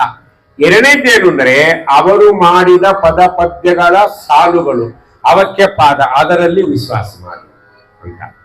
ಬೇಡ, ಅದರಲ್ಲೂ ವಿಶ್ವಾಸ ಮಾಡ್ಲಿಕ್ಕೆ ಬರ್ಲಿಲ್ಲ ಅಂದ್ರೆ ವಿಜಯರಾಯರ ಪಾದವನ್ನ ನಂಬಿದ ಜ್ಞಾನಿಗಳ ಪಾದಾಶ್ರಯ ಮಾಡು. ಅದರಲ್ಲಿ ಅವರು ಗುರು ವಿಜಯದಾಸರು. ಇವತ್ತು ಮದರಕಲ್ ಶೇಷದಾಸರು ಅಂಕಿತ ಪಡೆದಿದ್ದ ಯಾರಿಂದ? ವಿಜಯಪ್ರಭುಗಳಿಂದ. ಇವತ್ತೇನು ಚಿಪ್ಪಗಿರಿಗೆ ಹೋದಾಗ ವಿಜಯರಾಯರ ಕಟ್ಟೆ ನೋಡ್ತೇವಲ್ಲ, ಅದನ್ನ ಕಟ್ಟಿದ್ಯಾರು? ಮದರಕಲ್ ಶೇಷದಾಸರು. ಆಗಿನ ಕಾಲಕ್ಕೆ ಗಚ್ಚು ಉಸುಕು ಕಲಿಸಿ ವಿಜಯ ತೀರ್ಥಲ್ಲಿ ಸ್ನಾನ ಮಾಡಿ ಬಂದು, ಅದು ಎಲ್ಲಿ ತನಕ ಮೈ ಮೇಲೆ ಪಂಚೆ ಒದ್ದೆ ಇರ್ತದೆ ಅಲ್ಲಿ ತನಕ ಮಾತ್ರ ಕಟ್ಬೇಕಂತ. ಮತ್ತೆ ಒಣಗಿದ್ರೆ ಮತ್ತೆ ಹೋಗಿ ಸ್ನಾನ ಮಾಡಿ ಬಂದು ಮತ್ತೆ ಕಟ್ತಿದ್ರು. ಇವತ್ತೇ ನಾವೆಲ್ಲ ವಿಜಯರಾಯರ ಕಟ್ಟಿ ಅವರ ಸನ್ನಿಧಾನ ನೋಡ್ತೇವೆ, ಅದನ್ನು ಕಟ್ಟಿದ್ರು ಮೊದಲ ಕಾಲ ಶೇಷದಾಸರು. ಅವರ ಪಾದವನ್ನ ನಂಬುವರು, ವಿಜಯರಾಯರ ಪಾದ ನಂಬ್ಯಾರೇ ಇಲ್ಲ ಅಂತ ಜ್ಞಾನಿಗಳ ಮಾತು ಅನೇಕವರಿ. ಅವ್ರು ಹೇಳ್ತಾರೆ, ಮದಕಲ್ ಶೇಷದಾಸರ ಕಡೆ ಹೇಳ್ತಾರೆ, ಏನ್ ಹೇಳಿದ್ರು ಅಂದ್ರೆ, ನಾವು ಸಾಧನೆ ಮಾಡಬೇಕಾದ್ರೆ ಒಂದು ಕಡೆ ಭಗವಂತನ ಆರಾಧನೆ ಮಾಡಬೇಕು. ಆ ಭಗವಂತನ ಆರಾಧನೆ ಮಾಡಲಿಕ್ಕೆ ಉತ್ತಮವಾದ ಅಧಿಷ್ಠಾನ ಯಾವುದು ಅಂದ್ರೆ ಭೂಸುಳ ಅಂತ ಹೇಳಿದ್ದಾರೆ. ಬ್ರಾಹ್ಮಣರು ಉತ್ತಮವಾದ ಅಧಿಷ್ಠಾನರು. ಒಳ್ಳೆ ಬ್ರಾಹ್ಮಣನಾಗಿದ್ದರೆ, ಬ್ರಾಹ್ಮಣನಾಗಿ ಹುಟ್ಟಿದ್ರೆ ಅಲ್ಲ, ಬ್ರಾಹ್ಮಣ್ಯ ಉಳಿಸಿಕೊಂಡಿದ್ದರೆ, ಜಪ ತಪ ಪಾರಾಯಣ ನೇಮ ನಿಷ್ಠೆ ಉಪವಾಸ ಮೊದಲಾದ ವೃತ್ತಗಳನ್ನ ಮಾಡಿ ಬ್ರಾಹ್ಮಣ್ಯ ಉಳಿಸ್ಬೇಕು. ಸುಮ್ಮನೆ ಬ್ರಾಹ್ಮಣರು ಬ್ರಾಹ್ಮಣ್ಯ ಹಾಕಿದ್ರೆ ಬಹಳ ಪುಣ್ಯ ಬರ್ತದ್ರಿ ಅಂತ ಹೇಳಿ ಆಗಿದ್ರೆ ಅಂತ ಬ್ರಾಹ್ಮಣರಲ್ಲ. ಬ್ರಾಹ್ಮಣ್ಯ ಉಳಿಸಿಕೊಂಡ ಬ್ರಾಹ್ಮಣನಿಗೆ ಪೂಜೆ ಮಾಡಿದರೆ ಅದು ಉತ್ತಮವಾದ ಅಧಿಷ್ಠಾನ ಅಂತ ಹೇಳಿದ್ದಾರೆ. ಅಲ್ಲಿ ಅಂಥದ್ದು ಏನಿರ್ತದ ಅಂತ ಪ್ರಶ್ನೆ. ಅಲ್ಲಿ ಜ್ಞಾನಿಗಳಲ್ಲಿ ವಿಶೇಷವಾದ ಪರಮಾತ್ಮನ ಕಾರುಣ್ಯ ಇತ್ತು. ಯಾಕೆ? ಅವರು ದೇವರ ಅನುಗ್ರಹವನ್ನ ಸಂಪಾದನೆ ಮಾಡಿದವರು, ದೇವರ ಜ್ಞಾನವನ್ನ ಸಂಪಾದನೆ ಮಾಡಿದವರು. ಅದಕ್ಕೊಂದು ದೃಷ್ಟಾಂತ. ಅರುಂಧತಿ ದೇವಿ ವಸಿಷ್ಠರು ಇದ್ರು. ನದಿ ಆ ಕಡೆ ವಿಶ್ವಾಮಿತ್ರ ಬಂದು ಕೂತಿದ್ದಾರೆ ಯಾವುದೋ ಕೆಲಸಕ್ಕೆ. ವಸಿಷ್ಠರು ಹೇಳ್ತಾರೆ ಅರುಂಧತಿಗೆ, ನೋಡು ಅರುಂಧತಿ, ಈಗ ನಮಗೆ ಎಲೆ ಹಾಕ್ಬೇಡ, ನದಿ ಆಚೆ ವಸಿಷ್ಠರು ಕೂತಿದ್ದಾರೆ, ಮೊದಲು ಅವ್ರಿಗೆ ಊಟ ಹಾಕಿ ಬಾ, ಆಮೇಲೆ ನಾವು ಊಟ ಮಾಡೋಣ ಅಂದ್ರಂತೆ ವಸಿಷ್ಠರು. ಸರಿ ಸ್ವಾಮಿ ಅಂತ ಹೇಳಿ ಅರುಂಧತಿ ದೇವಿ ಬಕೆಟ್ ಒಳಗೆಲ್ಲ ಹುಳಿ ಅನ್ನ ಸಾರು ಎಲ್ಲ ಇಟ್ಕೊಂಡು ಹೋದ್ರು. ನದಿ ತುಂಬಿ ಹರಿತಾ ಇತ್ತು. ಆ ಕಡೆ ಹೋಗ್ಬೇಕೀಗ, ಪತಿ ಆಗ್ಲಿ ಪರಿಪಾಲನೆ ಮಾಡ್ಬೇಕು. ಬಂದ್ರು, ಮತ್ತೆ ಬಂದು ಅರುಂಧತಿ ದೇವಿ ಪತಿಗೆ ಪ್ರಾರ್ಥನೆ ಮಾಡ್ತಾರೆ, ಸ್ವಾಮಿ ನದಿ ತುಂಬಿ ಹರಿತಾ ಇದೆ, ಹೆಂಗ್ ಹೋಗ್ಲಿ? ಅವಾಗ ವಶಿಷ್ಠ ಹೇಳಿದ್ದಾರೆ, ವಿಶ್ವಾಮಿತ್ರರು ನಿತ್ಯೋಪವಾಸಿ ಆಗಿದ್ರೆ ದಾರಿ ಬಿಡು ಅಂತ ಹೇಳುವುದು. ಪ್ರಾರ್ಥನೆ ಮಾಡ್ತಾರೆ, ನದಿ ಹಾರಿ ಬಿಡ್ತು. ಹೌದು, ವಿಶ್ವಾಮಿತ್ರಿಗೆಲ್ಲ ಹಾಕಿ ಎಲ್ಲ ಊಟ ಬಡಿಸಿ ಎಲ್ಲ ಆದ್ಮೇಲೆ, ಸ್ವಾಮಿ ನಾನು ಹೋಗಿ ಬರ್ತೇನೆ, ಪತಿ ಸೇವೆ ಗೊತ್ತಾಗತ್ತೆ. ಆಯ್ತಮ್ಮ ಅಂದ್ರು. ಮತ್ತೆ ನದಿ ತುಂಬಿ ಹರಿತಾ ಇದೆ. ಮತ್ತೆ ವಿಶ್ವಾಮಿತ್ರ ಹತ್ರಕ್ಕೆ ಬಂದೆ ಅರುಂಧತಿ ದೇವಿ. ಬಂದು ಕೇಳ್ತಾಳೆ ವಿಶ್ವಾಮಿತ್ರರಿಗೆ, ಸ್ವಾಮಿ ಪತಿ ಸೇವೆ ಗೊತ್ತಾಗತ್ತೆ, ನದಿ ತುಂಬಿ ಹರಿತಾ ಇದೆ, ಏನ್ ಮಾಡ್ಲಿ? ಅವಾಗ ವಿಶ್ವಾಮಿತ್ರ ಹೇಳ್ತಾರೆ, ವಶಿಷ್ಠರು ನಿತ್ಯ ಬ್ರಹ್ಮಚಾರಿ ಆಗಿದ್ರೆ ದಾರಿ ಬಿಡು ಅಂತ ಹೇಳುವುದು. ಅವಳಿಗೆ ಇನ್ನೂ ಶಾಕ್ ಆಗಿ ಮಾತು. ಅಂದ್ರೆ ಕೇಳಲಿಲ್ಲ. ಹಿಂದಿನ ಕಾಲ ದೊಡ್ಡವರು ಹೇಳಿದ್ದು ಸುಮ್ಮನೆ ಕೇಳ್ತಿದ್ದು. ಈಗ ನಾವು ಎಲ್ಲ ನಮಗೆ ಎದುರು ಮಾತಾಡ್ತವೆ. ಈಗಿನ ಮಕ್ಕಳೆಲ್ಲ ಎದುರು ಮಾತಾಡ್ತವಿಲ್ಲ, ಅದಕ್ಕೆ ಹಾಳಾಗ್ಲಿಕ್ಕತ್ತವು. ಹೌದಾ? ಹಿಂದಿನವರು ವಿಶ್ವಾಸ ಮಾಡ್ತಾರೆ. ಮತ್ತೆ ಬಂದ್ಲು ನದಿ ದೇವತೆಗಂತಾರೆ, ವಶಿಷ್ಠರು ಅಂತ ತಗೊಳ್ಳಿಲ್ಲ ಹೆಸರು, ಪತಿ ದೇವರು ನಿತ್ಯ ಬ್ರಹ್ಮಚಾರಿ ದಾರಿ ಬಿಡು ಅಂತ ಹೇಳಿ, ಸರಿ ನದಿ ದಾರಿ ಬಿಡ್ತು. ಬಂದು ಭೋಜನ ಆಯ್ತು. ರಾತ್ರಿ ಸಾಯಂಕಾಲ ಮಾತಾಡ್ತಾ ಕೂತಾಗ ಅರುಂಧತಿ ದೇವಿ ಕೇಳ್ತಾರಂತೆ, ಯಾರಿಗೆ? ಪತಿ ದೇವರಿಗೆ. ವಸಿಷ್ಠರು ಕೇಳ್ತಾರೆ, ಸ್ವಾಮಿ ನಿಮಗೊಂದು ಪ್ರಶ್ನೆ ಕೇಳೋದು ವಸಿಷ್ಠರು. ಏನು? ಅಲ್ಲ, ನೀವು ಬೆಳಿಗ್ಗೆ ಹೇಳಿದ್ರಲ್ಲ ವಿಶ್ವಾಮಿತ್ರರು ನಿತ್ಯ ಉಪವಾಸಿ ಆಗಿದೆ ದಾರಿ ಬಿಡು ಅಂತ ಹೇಳಿ. ನದಿ ದಾರಿ ಬಿಡ್ತು, ಆದ್ರೆ ನಿತ್ಯೋಪವಾಸಿ ಹೆಂಗ್ ಅವರು? ನಾನೇ ಅವ್ರಿಗೆ ಬಡಿಸಿ ಬಂದಿರಿ. ಒಂದು ಬಕೆಟ್ ಅನ್ನ 4 ಬಕೆಟ್ ಹೊಡಿತಿದ್ದಾರೆ, ಮತ್ತೆ ಚಟ್ನಿ ಪಲ್ಯ ಕೋಸಂಬರಿ ಹೋಗ್ಯಾರೆ. ಅವ್ರು ಹೆಂಗ್ ನಿತ್ಯೋಪವಾಸಿ ಅಂತ ಹೇಳಿಲ್ಲ. ಅದಕ್ಕೆ ವಶಿಷ್ಠ ಹೇಳ್ತಾರೆ, ಅವರು ಭೋಜನ ಮಾಡುವಾಗ ತಾವು ತಿನ್ನಬೇಕು, ಹಸಿವೆ ಆಗಿದೆ ಅಂತ ತಿನ್ನಲ್ಲ. ಅದು ವೈಶ್ವಾನರ ಯಜ್ಞ ಅಂತ ಹೇಳಿ ಅವರು ಅನುಸಂಧಾನ ಮಾಡಿ ಪದಾರ್ಥಗಳನ್ನ ಸ್ವೀಕಾರ ಮಾಡ್ತಾರೆ. ಅದಕ್ಕೆ ಅವರು ಯಜ್ಞ ರೂಪದಲ್ಲಿ ಮಾಡ್ತಾರಾದ್ರಿಂದ ನಿತ್ಯ ಉಪವಾಸ ಬರುತ್ತೆ. ಪದಾರ್ಥಗಳನ್ನು ತಿನ್ನುವಾಗ ಪದಾರ್ಥದಿಂದ ಅಭಿಮಾನಿ ದೇವತೆಗಳು, ಒಳಗೆ ವಾಯುದೇವರು ಭಗವಂತನ ರೂಪವನ್ನ ಸ್ಮರಣೆ ಮಾಡಿ ತಿಂದು, ಅದು ಒಳಗಿದ್ದ ಭಗವಂತನಿಗೂ ಬಿಂಬನಿಗೂ ಐಕ್ಯ ಚಿಂತನೆ ಮಾಡಿದರೆ ವೈಶ್ವಾನರ ಯಜ್ಞ ಆಗುತ್ತೆ. ಪ್ರತಿಯೊಂದು ಪದಾರ್ಥ ನಮ್ಗೆ ತಿನ್ಬೇಕು. ನಾವಂಗ್ ತಿಂತೀವ? ಗೊಜ್ಜಿಗೆ ಅಭಿಮಾನಿ ಅದು ಗೊತ್ತಿಲ್ಲ. ಅಲ್ಲ ಅಲ್ಲ ಫೇಲು ಅಲ್ಲ, ಗೊಜ್ಜಿಗೆ ಅಭಿಮಾನಿ ದೇವತೆ ನಮ್ಗೆ ಗೊತ್ತಿಲ್ಲ ಅಲ್ವಾ? ಗೊತ್ತಿದ್ರು 2-3 ಗೊತ್ತಿದೆ. ನಮಗೆ ಹಾಲಿನ ಅಭಿಮಾನ ದೇವತೆ ಯಾರು ಗೊತ್ತಾ? ಹಾಲು ಕುಡಿತೀವಲ್ಲ, ಲೀಟರ್ ಹಾಲು ಕುಡಿತೀವಿ. ಹೌದಾ? ಕರೆಕ್ಟ್, ಒಳ್ಳೆ ಆನ್ಸರ್. ಹೌದಾ? ನಮಗೆ ಹೆಚ್ಚಿನ ಅಭಿಮಾನ ಗೊತ್ತಿಲ್ಲ, ಎಷ್ಟು ಭಗವದ್ ರೂಪ ಇದೆ ಗೊತ್ತಿಲ್ಲ. ಹೌದಾ? ಒಬ್ಬರು ಆಚಾರ್ಯ ಹೇಳಿದ್ರಂತ, ನಿಮ್ಮಂತ ದಂಪತಿಗಳು, ಏನು ಆಚಾರ್ಯ ನಮ್ಮ ಮನೆ ಕಡೆ ಬಂದ್ರೆ ಆ ಕಡೆ ಬಂದ್ರು ಬಂದು ಹೋಗ್ರಿ ನಮ್ಮ ಮನೆಗೆ ಅಂತ. ಪಾಪ ಆಚಾರ್ಯ ಆ ಕಡೆ ಯಾವಾಗ ಹೋಗಿದ್ರು, ಅಯ್ಯೋ ಪಾಪ ಯಜಮಾನ ಹೇಳ್ಯಾನ ಅಂತ ಹೋದ್ರು. ಅದೇ ಸಮಯಕ್ಕೆ ಯಜಮಾನ ಆಫೀಸ್ ಕೊಟ್ಟಿದ್ದ, ಗಾಡಿ ಮೇಲೆ ಕೂತಿದ್ದ, ಇನ್ನೇನು ಸ್ಟಾರ್ಟ್ ಮಾಡ್ಬೇಕಂತ ಕೆಳಗೆ ಹೇಳಿದ. ಆಚಾರ್ಯ ನಮಸ್ಕಾರ ಮಾಡಿದ ದಂಪತಿಗಳು, ಏನಪ್ಪ ಆಚಾರ್ಯನ ಆಫೀಸ್ಗೆ ಹೋಗ್ಬೇಕು, ನಮ್ಮ ಮನೆಗಿದ್ದಾಳೆ, ಒಳಗೆ ಹೋಗ್ರಿ ಮಾತಾಡ್ರಿ, ನಾ ಅರ್ಜೆಂಟ್ ಹೋಗ್ತೀನಿ ಅಂತ ಗಾಡಿ ಮಾಡ್ಕೊಂಡು ಸ್ಟಾರ್ಟ್ ಮಾಡಿ ಹೋಗೋ ಮುಂದೆ ಅಂದಂತಾವ್ ಹೆಂಡತಿ, ಏನೇ ಆಚಾರ ಬಂದ ಗುರುದಾಸರು ಬಂದಾರೆ 354 ಕೊಟ್ಟು ಕಳ್ಸು ಅಂತ. ಹ್ಞೂ ಅನ್ಲಕ್ಕಿ ಹೋಗ್ಬಿಟ್ಟಮ್ಮ ಆಫೀಸ್ಗೆ. ಒಳಗೆ ಕರ್ಕೊಂಡು ಕೂಡಿಸಿದ್ಲು, ಮಾತಾಡಿದ್ಲು, ಹಾಲು ಕೊಟ್ಲು. ಆಮೇಲೆ ತಾಂಬೂಲ ಕೊಡ್ಬೇಕಲ್ಲ, ಒಂದು 50 ರೂಪಾಯಿ ತಂದಿಟ್ಟು ಎಲಿ ವಿಳೆದೆಲೆ ಅಡಿಕೆ ತೆಂಗಿನಕಾಯಿ ಬಾಳಿಟ್ಟು ಆಚಾರ್ಯ ತಗೋರಿ ಕೃಷ್ಣಾರ್ಪಣ. ಅವನ್ ನೋಡಿದ 50 ಇರ್ತೀರಿ, ಈ ಹುಚ್ಚು ಕೇಳ್ತೇವೆ ಬಾಯಿ ಬಿಟ್ಟು. ಅಲ್ಲ ನಿಮ್ಮ ಯಜಮಾನ್ರು 354 ಕೊಡು ಅಂತ ಹೇಳಾರ, ನೀವು ಬರೀ 50 ಕೊಟ್ಟಿರಲ್ಲ. ಯಾಕೆಂದ್ರೆ 354 ಕೊಟ್ಟಿನಿ, ನಿಮ್ಗೆ ಅರ್ಥ ಆಗಿಲ್ಲ ಆಚಾರ್ಯರು. ಏನದು ಅಂದ್ರೆ ಹಾಲು, ಹಾಲಿನಲ್ಲಿದ್ದ ಭಗವದ್ ರೂಪ ಎಷ್ಟು 354 ಕ್ಷೀರಗತ ರಸ ರೂಪಗಳು 300 ಮೇಲ 54 ಚಾರುಗತಗತ ರೂಪಗಳು 29. ಬರೀ ನಾವು ಪಾರಾಯಣ ಮಾಡಿದ್ದು ಪಾರಣಿ ಮಾಡಿದ್ದು ಏನಿದೆ ಅಂತ ನೋಡೋದೇ ಇಲ್ಲ ಒಳಗ, ಹೌದಾ? ಹಿಂಗ ಪ್ರತಿಯೊಂದು ಪದಾರ್ಥದಲ್ಲಿ ಪರಮಾತ್ಮನ ಅಭಿಮಾನಿ ದೇವತೆಗಳ ವಾಯುದೇವರ ಭಗವದ್ ರೂಪವನ್ನ ಚಿಂತನೆ ಮಾಡಿ ಸ್ವೀಕಾರ ಮಾಡ್ತಾರೆ. ಅದು ಜಗನ್ನಾಥಾಸರಂತ ಅಂತವ್ರಿಗೆ ನಿಧಿ ಉಪವಾಸ ಹೇಳ್ಯಾರಪ್ಪ. ಎಲ್ಲಿ ಹೇಳ್ಯಾರ? ಈ ಪರಿಯಲರೆ ತುಂಬ ನರ ಏನು ನಿತ್ಯೋಪವಾಸಿ ನಿರಾಮಯನು ನಿಷ್ಪಾಪಿ. ನಾವು ಒಂದು ಏಕಾಶಿ ಮಾಡ್ಬೇಕಾರೆ ಮುಸುಳಿ ಒಣಗಿರ್ತು ನಮ್ದು. ಯಾವಾಗ? ದಶಮಿ ದಿವಸ ಮಧ್ಯಾಹ್ನ. ಗುರುದಾಸರ ಆರಾಮಿದ್ನ, ಯಾಕೋ ಮುಖ ಬಡ್ಯಾರ, ನಾಳೆಗೆ ಏಕಾಶಿ ಮಾರಾಯ, ಮತ್ ರಾತ್ರಿ 8 ಚಪಾತಿ ತಗೋತಾರ, ಆದ್ರೂ ದುಃಖ, ಹೌದಾ? ದಿನ ಉಪವಾಸ ಮಾಡೋಕೆ ಕಟ್ಟಾರ. ಇದು ಮಾಡಯ್ಯ. ಈ ಪರಿಯಲರಿ ತುಂಬನರ ನಿತ್ಯೋಪವಾಸಿ ನಿರಾಮಯನು ನಿಷ್ಪಾಪಿ ನಿತ್ಯ ಮಹತ್ಸು ಯಜ್ಞಗಳನ್ನು ಆಚರಿಸಿದವನು ಹೋಪು ದಿಪ್ಪುದು ಬಪ್ಪುದೆಲ್ಲ ರಮಾಪತಿಗೆ ಅಧಿಷ್ಠಾನವೆನನು ಕೃಪಾಪಯೋನಿಧಿ ಮಾತನಾಡಿಸುತ್ತಿಹನು ಜನನಿಯಂತೆ. ಅದಕ್ಕೆ ಅಂತ ಜ್ಞಾನಿಗಳ ಅಧಿಷ್ಠಾನ, ಉತ್ತಮವಾದ ಅಧಿಷ್ಠಾನ ಅನ್ನದಾನಾದಿಗಳನ್ನು ಮಾಡಲಿಕ್ಕೆ ಅಂತ ಮೊದಲಕರ ಶೇಷದಾಸರು ನಮಗೆ ತಿಳಿಸಿದ್ದಾರೆ. ನಾವೆಲ್ಲ ಕರ್ಮಗಳನ್ನು ಮಾಡ್ತೀವಲ್ವಾ, ಏನಾದ್ರೂ ಫಲ ಸಿಗ್ತಾ ಇದೆಯಾ? ಸಿಗ್ತಾ ಇಲ್ಲ. ಯಾಕೆ ಸಿಗ್ತಾ ಇಲ್ಲ? ಮಾಡುವ ರೀತಿಯಲ್ಲಿ ಕರ್ಮಗಳನ್ನ ಮಾಡ್ತಾ ಇದ್ದೀವ? ನಾವೇನು ಮಾಡುವ ರೀತಿಯಲ್ಲಿ ಕರ್ಮಗಳನ್ನು ಮಾಡ್ತಾ ಇಲ್ಲ. ಅದಕ್ಕೆ ನೇಮ ನಿಷ್ಠೆ ಬಿಟ್ಟು ಪಾಮರನಾದರೆಗೆ ದಾಸರಾಯ, ಪ್ರೇಮಾದಿ ನಿಗಮಾರ್ಥ ತಿಳಿಸಯ್ಯ ದಾಸರಾಯ ಅಂದು.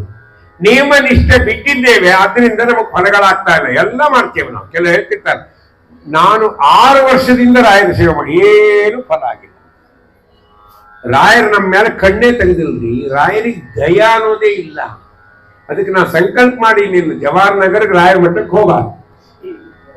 ಯಾಕೆ ರಾಯರ್ ನನ್ನ ಕಡೆ ಮಗನೇ ನಿನ್ ಕಡೆ ನೋಡಿಲ್ಲ ಅಂತ ಇಲ್ಲ ಅಂತ ಹೇಳ್ತೇನೆ. ರಾಯರು ಎಂತ ಮಹಾನುಭಾವ. 19ನೇ ಕಕ್ಷೆಯಲ್ಲಿ ಬರ್ತಕ್ಕಂಥ ಮಹಾನುಭಾವರು, ಸಾಮಾನ್ಯರವರು. ಅವರನ್ನ ನೀನ್ ಸರಿಯಾಗಿ ತಿಳಿದಿಲ್ಲ, ಸರಿಯಾಗಿ ತಿಳಿದಿಲ್ಲ. ಈ ಕೆಲವರು ಅದು ಹೆಂಗೆ ಅಂದ್ರೆ, ಒಂದು ದೃಷ್ಟಾಂತ ಕೊಟ್ಟು ಹೇಳ್ತೀನಿ. ರಾಯನ ಪ್ರದಕ್ಷಿಣೆ ಹಾಕೋದು ಅಂತ ಒಂದಿದೆ, ಹೌದಾ? ಇಬ್ರು ಸೇರಿ ಬಂದಿರ್ತಾರೆ ಮಠಕ್ಕೆ ಅಂತ ತಿಳ್ಕೊಂಡು.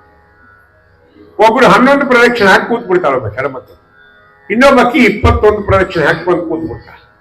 ಇವ್ರಿಬ್ರು ಆಜು ಬಾಜು ಮನೆಯವರಲ್ಲ, ಇಬ್ರು ಹಿಂಗ್ ಕೂಡ್ತಲ್ಲ. ಕೂತಾಗ ಏನ್ ಕೇಳ್ತಾಳ ಗೊತ್ತಾ? ಮೊದಲನೇ ಪ್ರಶ್ನೆ, ಮೊದಲು ಕೂತಿರ್ತಾಳಲ್ಲ ಅಕ್ಕಿಗೆ, 2ನೇದಕ್ಕಿ ಲೇಟ್ ಆಗಿ ಬಂದು ಕೂತಾಗ ಕೇಳ್ತಾಳ, ನೀವೆಷ್ಟು ಪ್ರದಕ್ಷಿಣೆ ಹಾಕಿದ್ರಿ ರಾಯರಿಗೆ? ತಗೊಂಡು ಏನ್ ಮಾಡೋದು? ಹಾಕಿದವರು ಇವರು, ತಗೊಂಡು ರಾಯರು. ಈಗ ತಗೊಂಡು ಏನ್ ಮಾಡಿ ಸುಮ್ಮನೆ ಎನ್ಕ್ವೈರಿ ಮಾಡ್ತಾವೆ, ಕೆಲ್ಸಕ್ಕೆ ಬರಲ್ಲ. ಎಷ್ಟು ಪ್ರದಕ್ಷಿಣೆ ಹಾಕಿದ್ರಿ? ಪಾಪಕ್ಕೆ ಇದ್ದಿದ್ದು 11 ಹಾಕಿ, ನಾ 21 ಹಾಕಿ ನೋಡಿ. ಹಿಂಗ್ ಕೂಡ್ತಾರೆ. ಅದು ನಿನ್ಕಿಂತ ಸ್ಟ್ರಾಂಗು, ನಿನ್ಕಿಂತ ನಾನೇ ದೊಡ್ಡ ಅಕ್ಕಿ ಅಂತ, ಹೌದಾ? ನೀನೇನು 21 ಪ್ರದಕ್ಷಿಣೆ ಹಾಕಿದಿ ಅಂತ ಹೇಳಿ ರಾಯರೇನು ನಿನ್ನನ್ನು ವೃಂದಾವನದಲ್ಲಿ ಕರೆಸಿ ತಾವು ಹೊರಗೆ ಬರ್ತಾರ?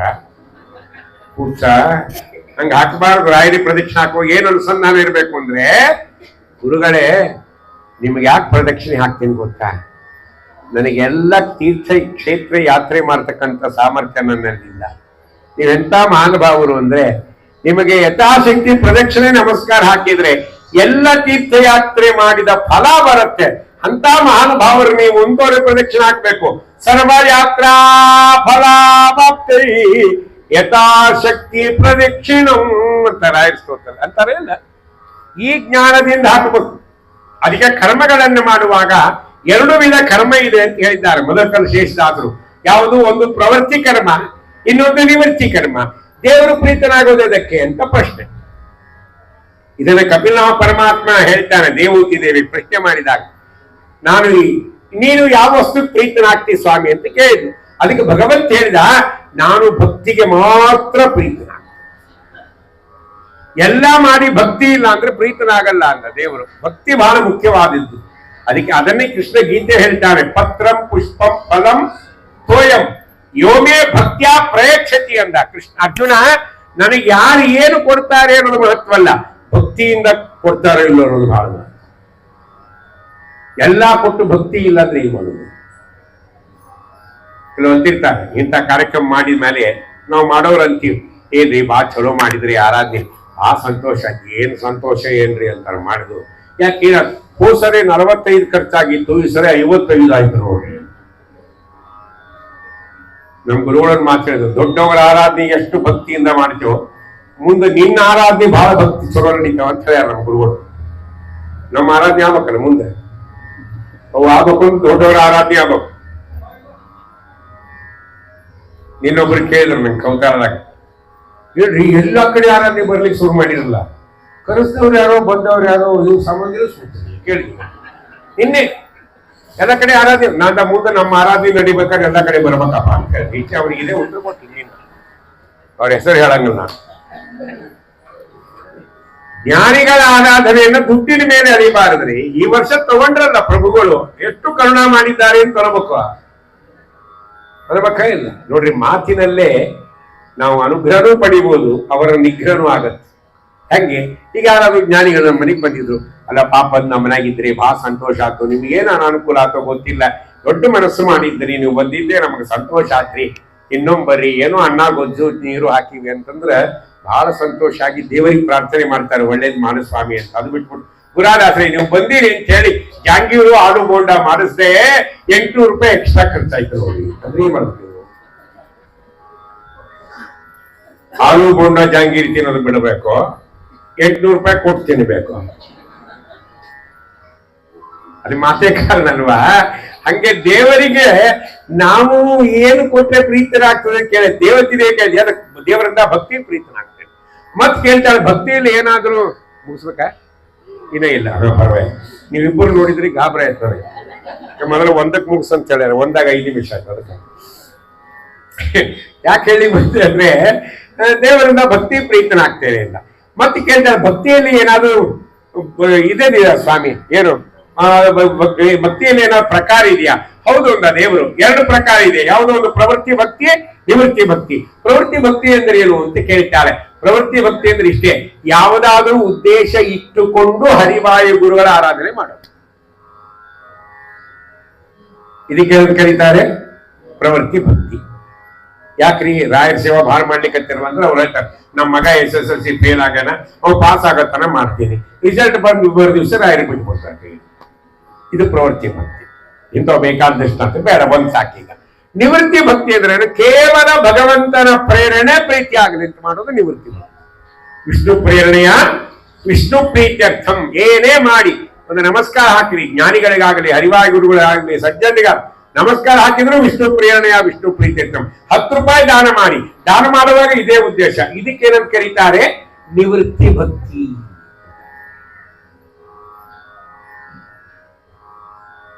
ಆಮೇಲೆ ಮತ್ತೆ ಕೇಳಿದ್ರು, ನೀ ಯಾವ ಭಕ್ತಿ ಪ್ರೀತನ?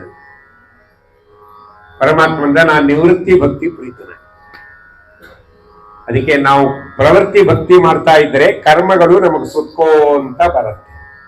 ನಿವೃತ್ತಿ ಭಕ್ತಿ ಮಾಡ್ತಾ ಇದ್ರೆ ನಮಗೆ ಸಂಸಾರ ಬಿಡ್ತಾ ಬರ್ತದೆ. ಪ್ರವೃತ್ತಿ ಭಕ್ತಿಯಿಂದ ಸುತ್ತುತ್ತೆ, ನಿವೃತ್ತಿ ಭಕ್ತಿಯಿಂದ ಅದೇನಾಗುತ್ತದು ಪರಿಹಾರ ಆಗುತ್ತೆ. ಅದಕ್ಕೆ ಜಗನ್ನಾಥದಾಸರು ಧ್ಯಾನ ಪ್ರಕ್ರಿಯೆ ಸಂಧಿಯಲ್ಲಿ ಒಂದು ಮಾತು ಹೇಳ್ತಾರೆ, ದೇವರ ಆರಾಧನೆ ಹೆಂಗ್ ಮಾಡ್ಬೇಕು ಅಂದ್ರೆ ನಿವೃತ್ತಿ ಭಕ್ತಿಯಿಂದ ಮಾಡು.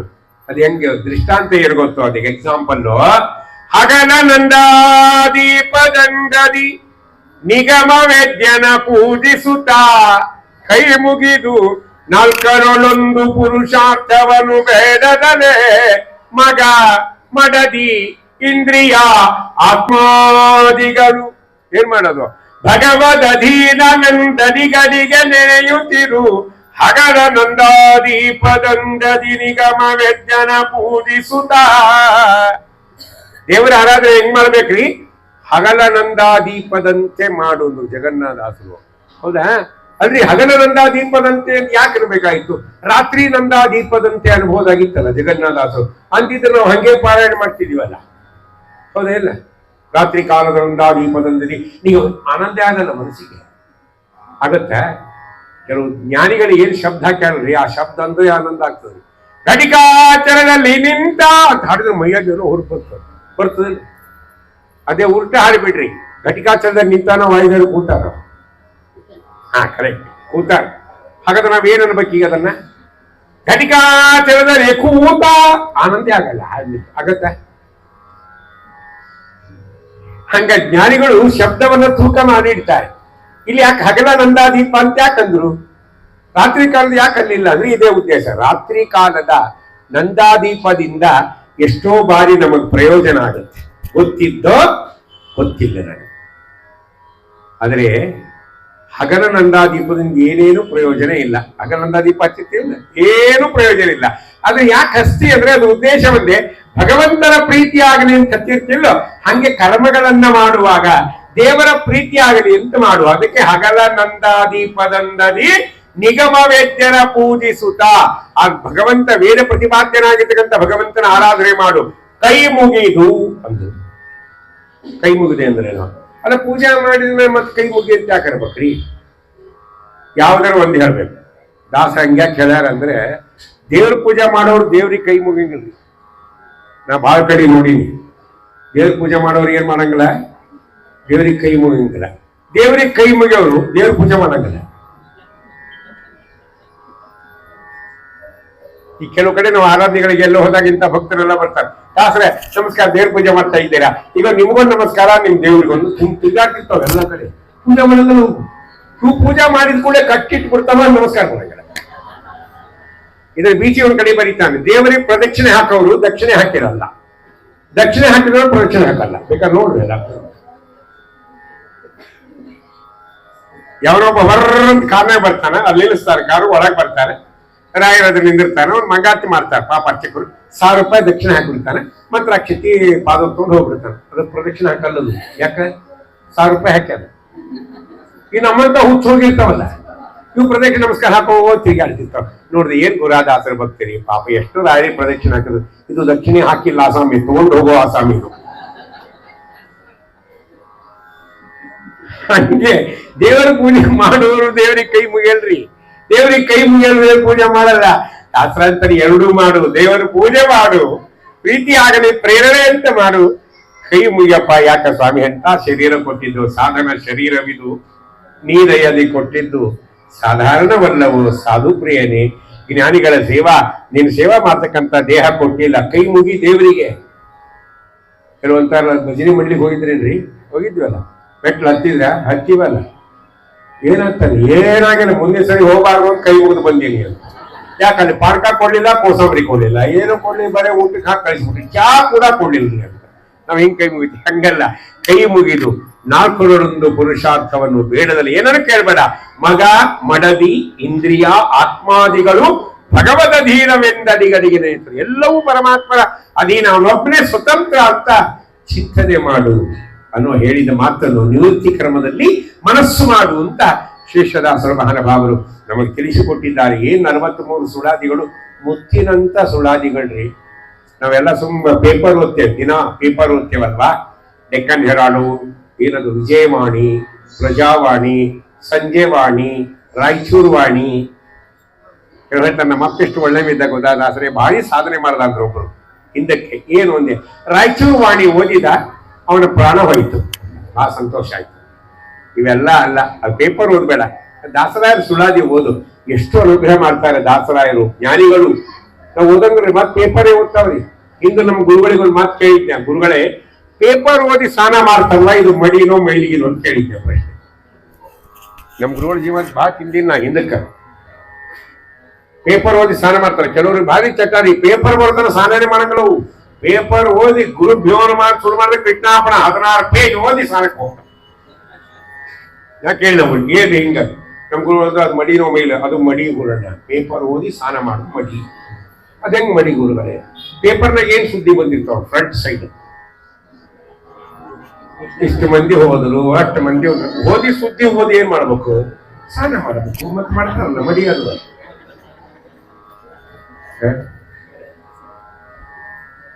ಒಂದು ಪೇಪರ್ ಓದುವ ಸಮಯದಲ್ಲಿ ಎಷ್ಟು ಪಾರಾಯಣ ಮಾಡಬಹುದ್ರಿ? ದಾಸರಾಯರು 10 ಸುಳಾದಿ ಪಾರಾಯಣ ಮಾಡಬಹುದು. ಅದಕ್ಕೆ ಜ್ಞಾನಿಗಳ ಮಾತುಗಳನ್ನು ಏನು ಮಾಡುವ? ಅವಲೋಕನೆ ಮಾಡು. ನಾವು ಕೆಲವು ಕರ್ಮಗಳನ್ನು ಮಾಡಿರ್ತೇವೆ, ಅದರಿಂದ ನಮಗೆ ಸಂತೋಷ ಆಗಿದೆ, ಅದ್ರ ಜೊತೆಗೆ ನಮಗೇನಾಗಿರುತ್ತೆ? ಅಹಂಕಾರ ಬಂದಿರ್ತದೆ. ಅದಕ್ಕೆ ಮದವು ಮತ್ಸರ ಲೋಭ ಮೋಹವು ಒದಗಬಾರದು, ಬಂದ ಜ್ಞಾನವು ಹೋಗಬಾರದು ಅಂತ ಮಹಾನುಭಾವರು ನಮ್ಮ ಗುರು ಜಗನ್ನಾಥದಾಸರಾಯರ ಮಾತು ಅಲ್ವಾ? ಮದ ಮತ್ಸರ ಲೋಭ ಮೋಹ ಅಂದ್ರೆ ಬೇರೆ ವಿಷಯದಲ್ಲ, ಒಳ್ಳೆ ವಿಷಯದಲ್ಲೇ ಬರ್ತಾವ ನಮಗಿದು ಮದ ಮತ್ಸರ. ಕೆಲವು ಅಂತಿರ್ತಾರೆ ದಾಸರೇ, ಏನು ನಮ್ಮಷ್ಟು ಮಡಿ ಮಾಡಿ ಯಾರು ಮಾಡ್ತಾರೆ ತೋರಿಸ್ರಿ, ನಾವೇನ್ ತೋರ್ಸುದು? ಮುಡಿದ ಮಾಡ್ತಿರ್ತಾರೆ. ನಮ್ಮಷ್ಟು ಮಡಿ ಯಾರು ಮಾಡ್ತಾರೆ ಹೇಳಿ? ನಮ್ಮಷ್ಟು ಜಪ ಯಾರು ಮಾಡ್ತಾರೆ? ಇದೊಂಥರ ಮದ. ಇದು ನಮ್ಮ ದೇವರ ದರ್ಶನಕ್ಕೆ ಅಡ್ಡಿ ಆಗ್ತದಂತ ಜ್ಞಾನಿಗಳು. ಏನೇ ಮಾಡು ಭಗವಂತನ ಪ್ರೀತಿ ಆಗಲಿ ಅಂತ ಮಾತು ಅಂತ ಹೇಳಿದ ಮಹಾನುಭಾವರು ಮೊದಲ ಕಲ್ಲ ಶೇಷದಾಸರು. ಇಡೀ ಭಗವಂತ ಇವರಿಗೆ ಗೀತಾ ಶ್ಲೋಕ ಪ್ರತಿಯೊಂದು ಸುಳಾದಿ ಒಳಗೂ ಅಲ್ಲಲ್ಲಲ್ಲಲ್ಲಿ ಕೋಟ್ ಮಾಡ್ಯಾರ. ಯಾಕಂದ್ರೆ ಕೃಷ್ಣನ ಮುಖದಿಂದ ಗೀತೆಯನ್ನ ನೇರವಾಗಿ ಕೇಳಿದವರು ಮೊದಲ ಶೇಷದಾಸರು ಅರ್ಜುನನಾಗಿದ್ದಾಗ ಕೇಳಿದರು. ಹೌದಾ ಇಲ್ಲ? 18 ಅಧ್ಯಾಯ ಗೀತಾ ಹೇಳಿದ ಭಗವಂತ. ಮಹಾಭಾರತ ಎಲ್ಲ ಯುದ್ಧ ಮುಗೀತಂತೆ. ಮುಗಿದ ಮೇಲೆ ಬರೋ ಅಂತ ಕೂತ್ನಂತೆ. ಯಾರು? ಅರ್ಜುನ. ಇವ ಅಳೋ ನೋಡಿ ಕೃಷ್ಣ ಇವ್ರಿಗಿಂತ ಜಾಸ್ತಿ ಸೌಂಡ್ ಮಾಡಿ ಅಳ್ಳಿಕತ್ತ. ಬಗಲಾಗಿದ್ದವ್ರನ್ನು, ಹೇ ಕೃಷ್ಣ ನೀ ಯಾಕೆ ಕಳ್ತೀವೋ? ಅರ್ಜುನಿಗೇನೋ ಮಗ ಹೋಗ್ಯಾನ, ಅಭಿಮನ್ಯು ಹೋಗ್ಯಾನ, ಅಳ್ತಿ ನೀ ಯಾಕೆ ಕಳ್ತೀಯ? ಇವ್ರಿಗೆ 18 ಅಧ್ಯಾಯ ಹೇಳಿ ವ್ಯರ್ಥ ಆಯ್ತಲ್ಲ ಅಂತ ಅಳ್ತಾ ಇದ್ದೇನೆ. ಅದಕ್ಕೆ ಆ 18 ಅಧ್ಯಾಯದ ಮನನವನ್ನ ಮಾಡಿ ದೇವರಿಗೆ ಒಪ್ಪಿಸಿದ್ದು ಯಾವಾಗ ಅಂದ್ರೆ ಅದೇ ಅರ್ಜುನ ಶೇಷದಾಸರಾಗಿ ಬಂದಾಗ. ಆ ಮನನ ಮಾಡಿದ್ದನ್ನ ಒಪ್ಪಿಸಿದ್ರು ಮಹಾನುಭಾವರು. ಅಂತ ಮಹಾನುಭಾವರು ಮದಕರ ಶೇಷದಾಸರು ಅವರು ಸಂಚಾರ ಮಾಡ್ತಾ ಬರ್ತಾ ಇದ್ದಾರೆ. ಸತ್ಯಪರಾಯಣ ಕಾಲ. ಭೂತ ಪ್ರೇತ ಪಿಶಾಚಿ ಆದಿಗಳನ್ನು ಓಡಿಸ್ತಕ್ಕಂಥ ಸಾಮರ್ಥ್ಯ ಮದಕರ ಶೇಷದಾಸರಿಗೆ ಇತ್ತು. ಹೌದಾ? ಅವರು ಸತ್ಯಪರಾಯಣ ಕಾಲದಲ್ಲಿ ಸ್ವಾಮಿ ಹಿಂಗಾಗಿದೆ ಅಂತ ಒಬ್ಬ ಯಜಮಾನ ಹೇಳಿದ್ರೆ ಅವರು ಹೇಳ್ತಾರೆ, ಇದನ್ನು ನಾನು ಓಡಿಸುವುದಿಲ್ಲ, ಮೊದಲಕರ ಶೇಷದಾಸರು ಅನುಗ್ರಹ ಮಾಡ್ತಾರೆ ಅಂತ ಹೇಳಿದ್ರು. ಮುಂದೋದ್ರು. ಅವ್ರು ಹಿಂಗೆ ಸಂಚಾರ ಮಾಡ್ತಾ ಹೊರಟಾಗ ಮುಂದಿನ ಹಳ್ಳಿಗೆ ಹೋಗ್ಬೇಕು. ಆ ಹಳ್ಳಿ ಊರಲ್ಲಿ ಶೇಷದಾಸರನ್ನ ಬರಮಾಡಿಕೋಬೇಕು ಅಂತ ಒಂದು ಗುಂಪಿ. ಆ ಊರಿನ ಒಂದು ಏನಿದ್ದ ಕುಡ್ಕಣಿಕೆ ಅಥವಾ ಶಾನುಭೋಗ ಅಂತೀವಿ, ಅವ ಆಗ್ರಹ ಮಾಡಿದ, ಯಾರು ಮೊದಲಕರ ಶೇಷದಾಸರಿಗೆ ಕರಿಬೇಡ್ರಿ, ಅವ್ರಿಗೆ ಆದರ ಆತಿಥ್ಯವನ್ನ ಮಾಡಬೇಡ್ರಿ, ಅವ್ರು ಹೆಂಗ್ ಮಾಡ್ತಾರೆ ನೋಡ್ತೀನಿ ಅಂತ ಅಂದ. ಆಗಿನ ಕಾಲಕ್ಕೆ ಅವರೆಲ್ಲ ಕಿಂಗ್ ಇದ್ದಂಗೆ ಹಳ್ಳಿದು. ಏನ್ ಮಾಡ್ಬೇಕು ಅಂತ ಪಾಪ ಎಲ್ಲ ಸಜ್ಜನರಿಗೆ ಒದ್ದಾಟ. ನಾಳೆ ಬೆಳಿಗ್ಗೆ ಬಂದ್ಬಿಡ್ತಾರೆ ದಾಸರಾಯರು, ಕರೀಲಾರ್ದಂಗಾಯ್ತಲ್ಲ, ಏನ್ ಮಾಡ್ಬೇಕು? ನೋಡೋಣ ದೇವರಿದ್ದಾನೆ ಅಂತ ಸಜ್ಜನ ಮಲ್ಕೊಂಡು ಅವತ್ತು ರಾತ್ರಿ ಯಾವ ಆಜ್ಞೆ ಮಾಡಿದ್ನಲ್ಲ ಆ ಊರಿನ ಶಾನುಭೋಗನಿಗೆ ಸ್ವಪ್ನ ಆಯ್ತು. ಸ್ವಪ್ನದಲ್ಲಿ ಏನಾಯ್ತು ಅಂದ್ರೆ ಅವ ಯಮಲೋಕಕ್ಕೆ ಹೋಗ್ಬಿಟ್ಟ. ಯಮಲೋಕದಲ್ಲಿ ಕರ್ಕೊಂಡು ಹೋಗ್ಯಾರ. ಇವ್ರು ಮಾಡಿದ್ದೆಲ್ಲ ಪಾಪ ಪುಣ್ಯಗಳ ಲೀಸ್ಟ್ ತೆಗೀರಿ ಎಂದು. ನಾವು ಮಾಡಿದ್ದೆಲ್ಲ ರಿಕಾರ್ಡ್ ಎಲ್ಲಿರ್ತಾವ? ಯಮಲೋಕದಲ್ಲಿ ಇರ್ತಾವ್ರಿ. ಇರ್ತಾವಿಲ್ಲ, ಲಡ್ಜರೇ ಇರ್ತವ, ಎಲ್ಲ ಇರ್ತಾವ. ಈಗ ಮೊನ್ನೆ ಒಬ್ರಿಗೆ ಕೇಳಿದ್ರು, ಇವೆಲ್ಲ ಹಿಂಗ್ ತೆಗಿತಾರಲ್ಲ ಟಿಂಗ್ ಹೋದಲ್ಲೆಲ್ಲ, ಇದರಿಂದ ಏನು ಅಂದ್ರು, ನಾನು ಚಿತ್ರಗುಪ್ತರಿಗೆ ಹೆಲ್ಪ್ ಮಾಡ್ತಾರೆ ಇವರು ಅಂತ. ಅವ್ರು ಮಾಡೋ ಕೆಲಸ ಇವರೇ ಮಾಡ್ಲಿಕ್ಕೆ ಊಟ ಫೋಟೋ ತೆಗಿತಾರೆ ಈ ಬ್ರಾಹ್ಮಣರದ ಅಲಂಕಾರ. ಯಾಕಂದ್ರೆ ನಾಳೆ 10 ಮಂದಿ ತೋರಿಸ್ಬೇಕಲ್ಲ. ಈ ವರ್ಷ ಅಲಂಕಾರಕ್ಕೆ ಗುರಾದಾಸರು ಬಂದಿದ್ರು, ಬದಲಿಯಲ್ಲಿ ಕೂತಿದ್ರು, ಬೆಳ್ಳಿ ಚಂಬು ಕೊಟ್ಟಿದ್ರಿ, ಥಾಲಿ ಕೊಟ್ಟಿದ್ರಿ, ತೋರ್ಸ್ಬೇಕ. ಇವ್ ಯಾರು ತೋರಿಸ್ತಾರೆ, ಮಗನೇ ಅಲ್ಲಿ ಹೋಗಿ ತಗೊಂಬಂದಿ ಇಲ್ಲ ನೋಡಿ, ಇಲ್ಲದ್ರು ನೋಡಿ ಕಳಿಸಿದ ಫೋಟೋ. ಯಮಲೋಕದಾಗ ಎಲ್ಲಾ ರಿಕಾರ್ಡ್ ಇರ್ತಾವ ನಾವು. ತಿಳ್ಕೊಂಡ್ಬಿಟ್ಟು ನೀವು ತಿಳ್ಕೊಂಡಿರ್ಬೋದು, ನಾವು ಮಾಡಿದ್ದು ಯಾರಿಗೂ ಗೊತ್ತಿಲ್ಲ. ಹೋಗ್ರಿ ಮೇಲೆ ಬಂದಿದ್ದಾರಲ್ಲಿ. ಅದಕ್ಕೆ ಯಮದೇವರು ಹೇಳ್ತಾರಂತೆ, ನಾನಿರುವುದೇ ನಿಮಗಾಗಿ. ಯಮದೇವರ ಸ್ಲೋಗನ್ ಹೇಳ್ತೀನಿ ಸಿನಿಮಾ ಹಾಡ್ನೊಳಗೆ, ನಾನಿರುವುದೇ ನಿಮಗಾಗಿ, ನೀವಿರುವುದೇ ನನಗಾಗಿ, ಬರ್ರಿ ಇಲ್ಲಿ ಹೊಡಿತೇನೆ ಕಣ್ಣೀರೇಕೆ ಬಿಸಿ ಉಸಿರೇಕೆ.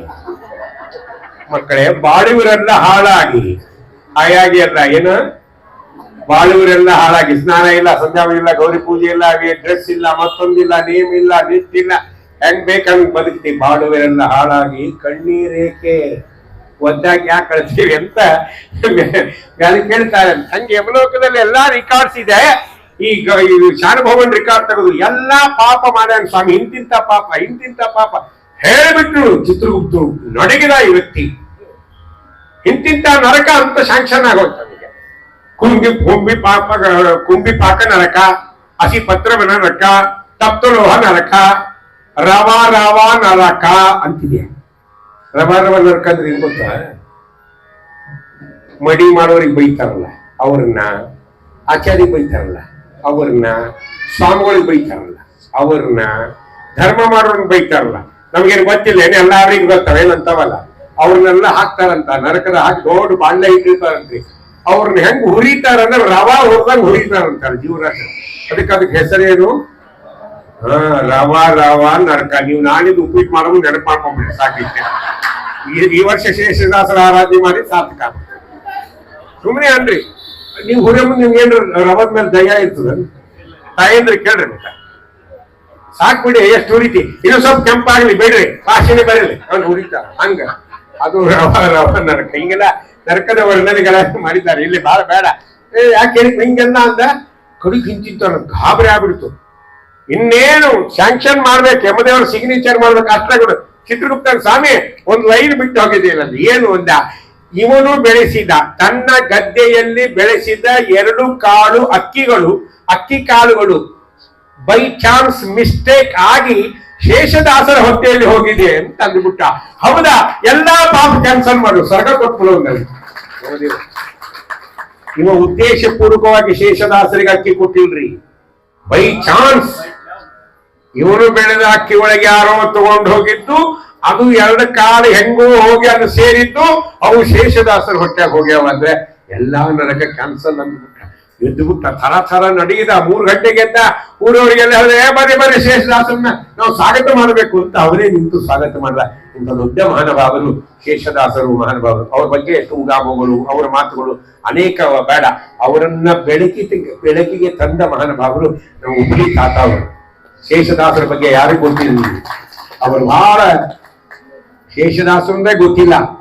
ಹಿಂಗಿತ್ತು ಪರಿಸ್ಥಿತಿ. ಆ ಶೇಷದಾಸರನ್ನ ಜಗತ್ತಿಗೆ ಪರಿಚಯ ಮಾಡಿಕೊಟ್ಟ ಮಹಾನುಭಾವರು ನಮ್ಮ ಹುಲಿ ಮಧ್ವರಾಯರು. ಅವ್ರ ತಾತ ಅವರು ಅಂತ ಪ್ರಸಿದ್ಧ ಅವರು. ಹೌದಾ? ಅವರು ಸಾಕ್ಷಾತ್ ದೇವತೆಗಳು ಅವತಾರ ಮಾಡಿದ್ದಾರೆ. ನಾನು ಎಷ್ಟೋ ಹಿರಿಯರ ಬಾಯಲ್ಲಿ ಕೇಳಿದ್ದೀನಿ, ನೀವು ಸ್ವಲ್ಪ ಬಂದ್ ಮಾಡಿದ್ರೆ ಹೇಳ್ತೀನಿ. ನೀವು ಇಡಬಾರ್ದಲ್ಲ, ನಮಗೆ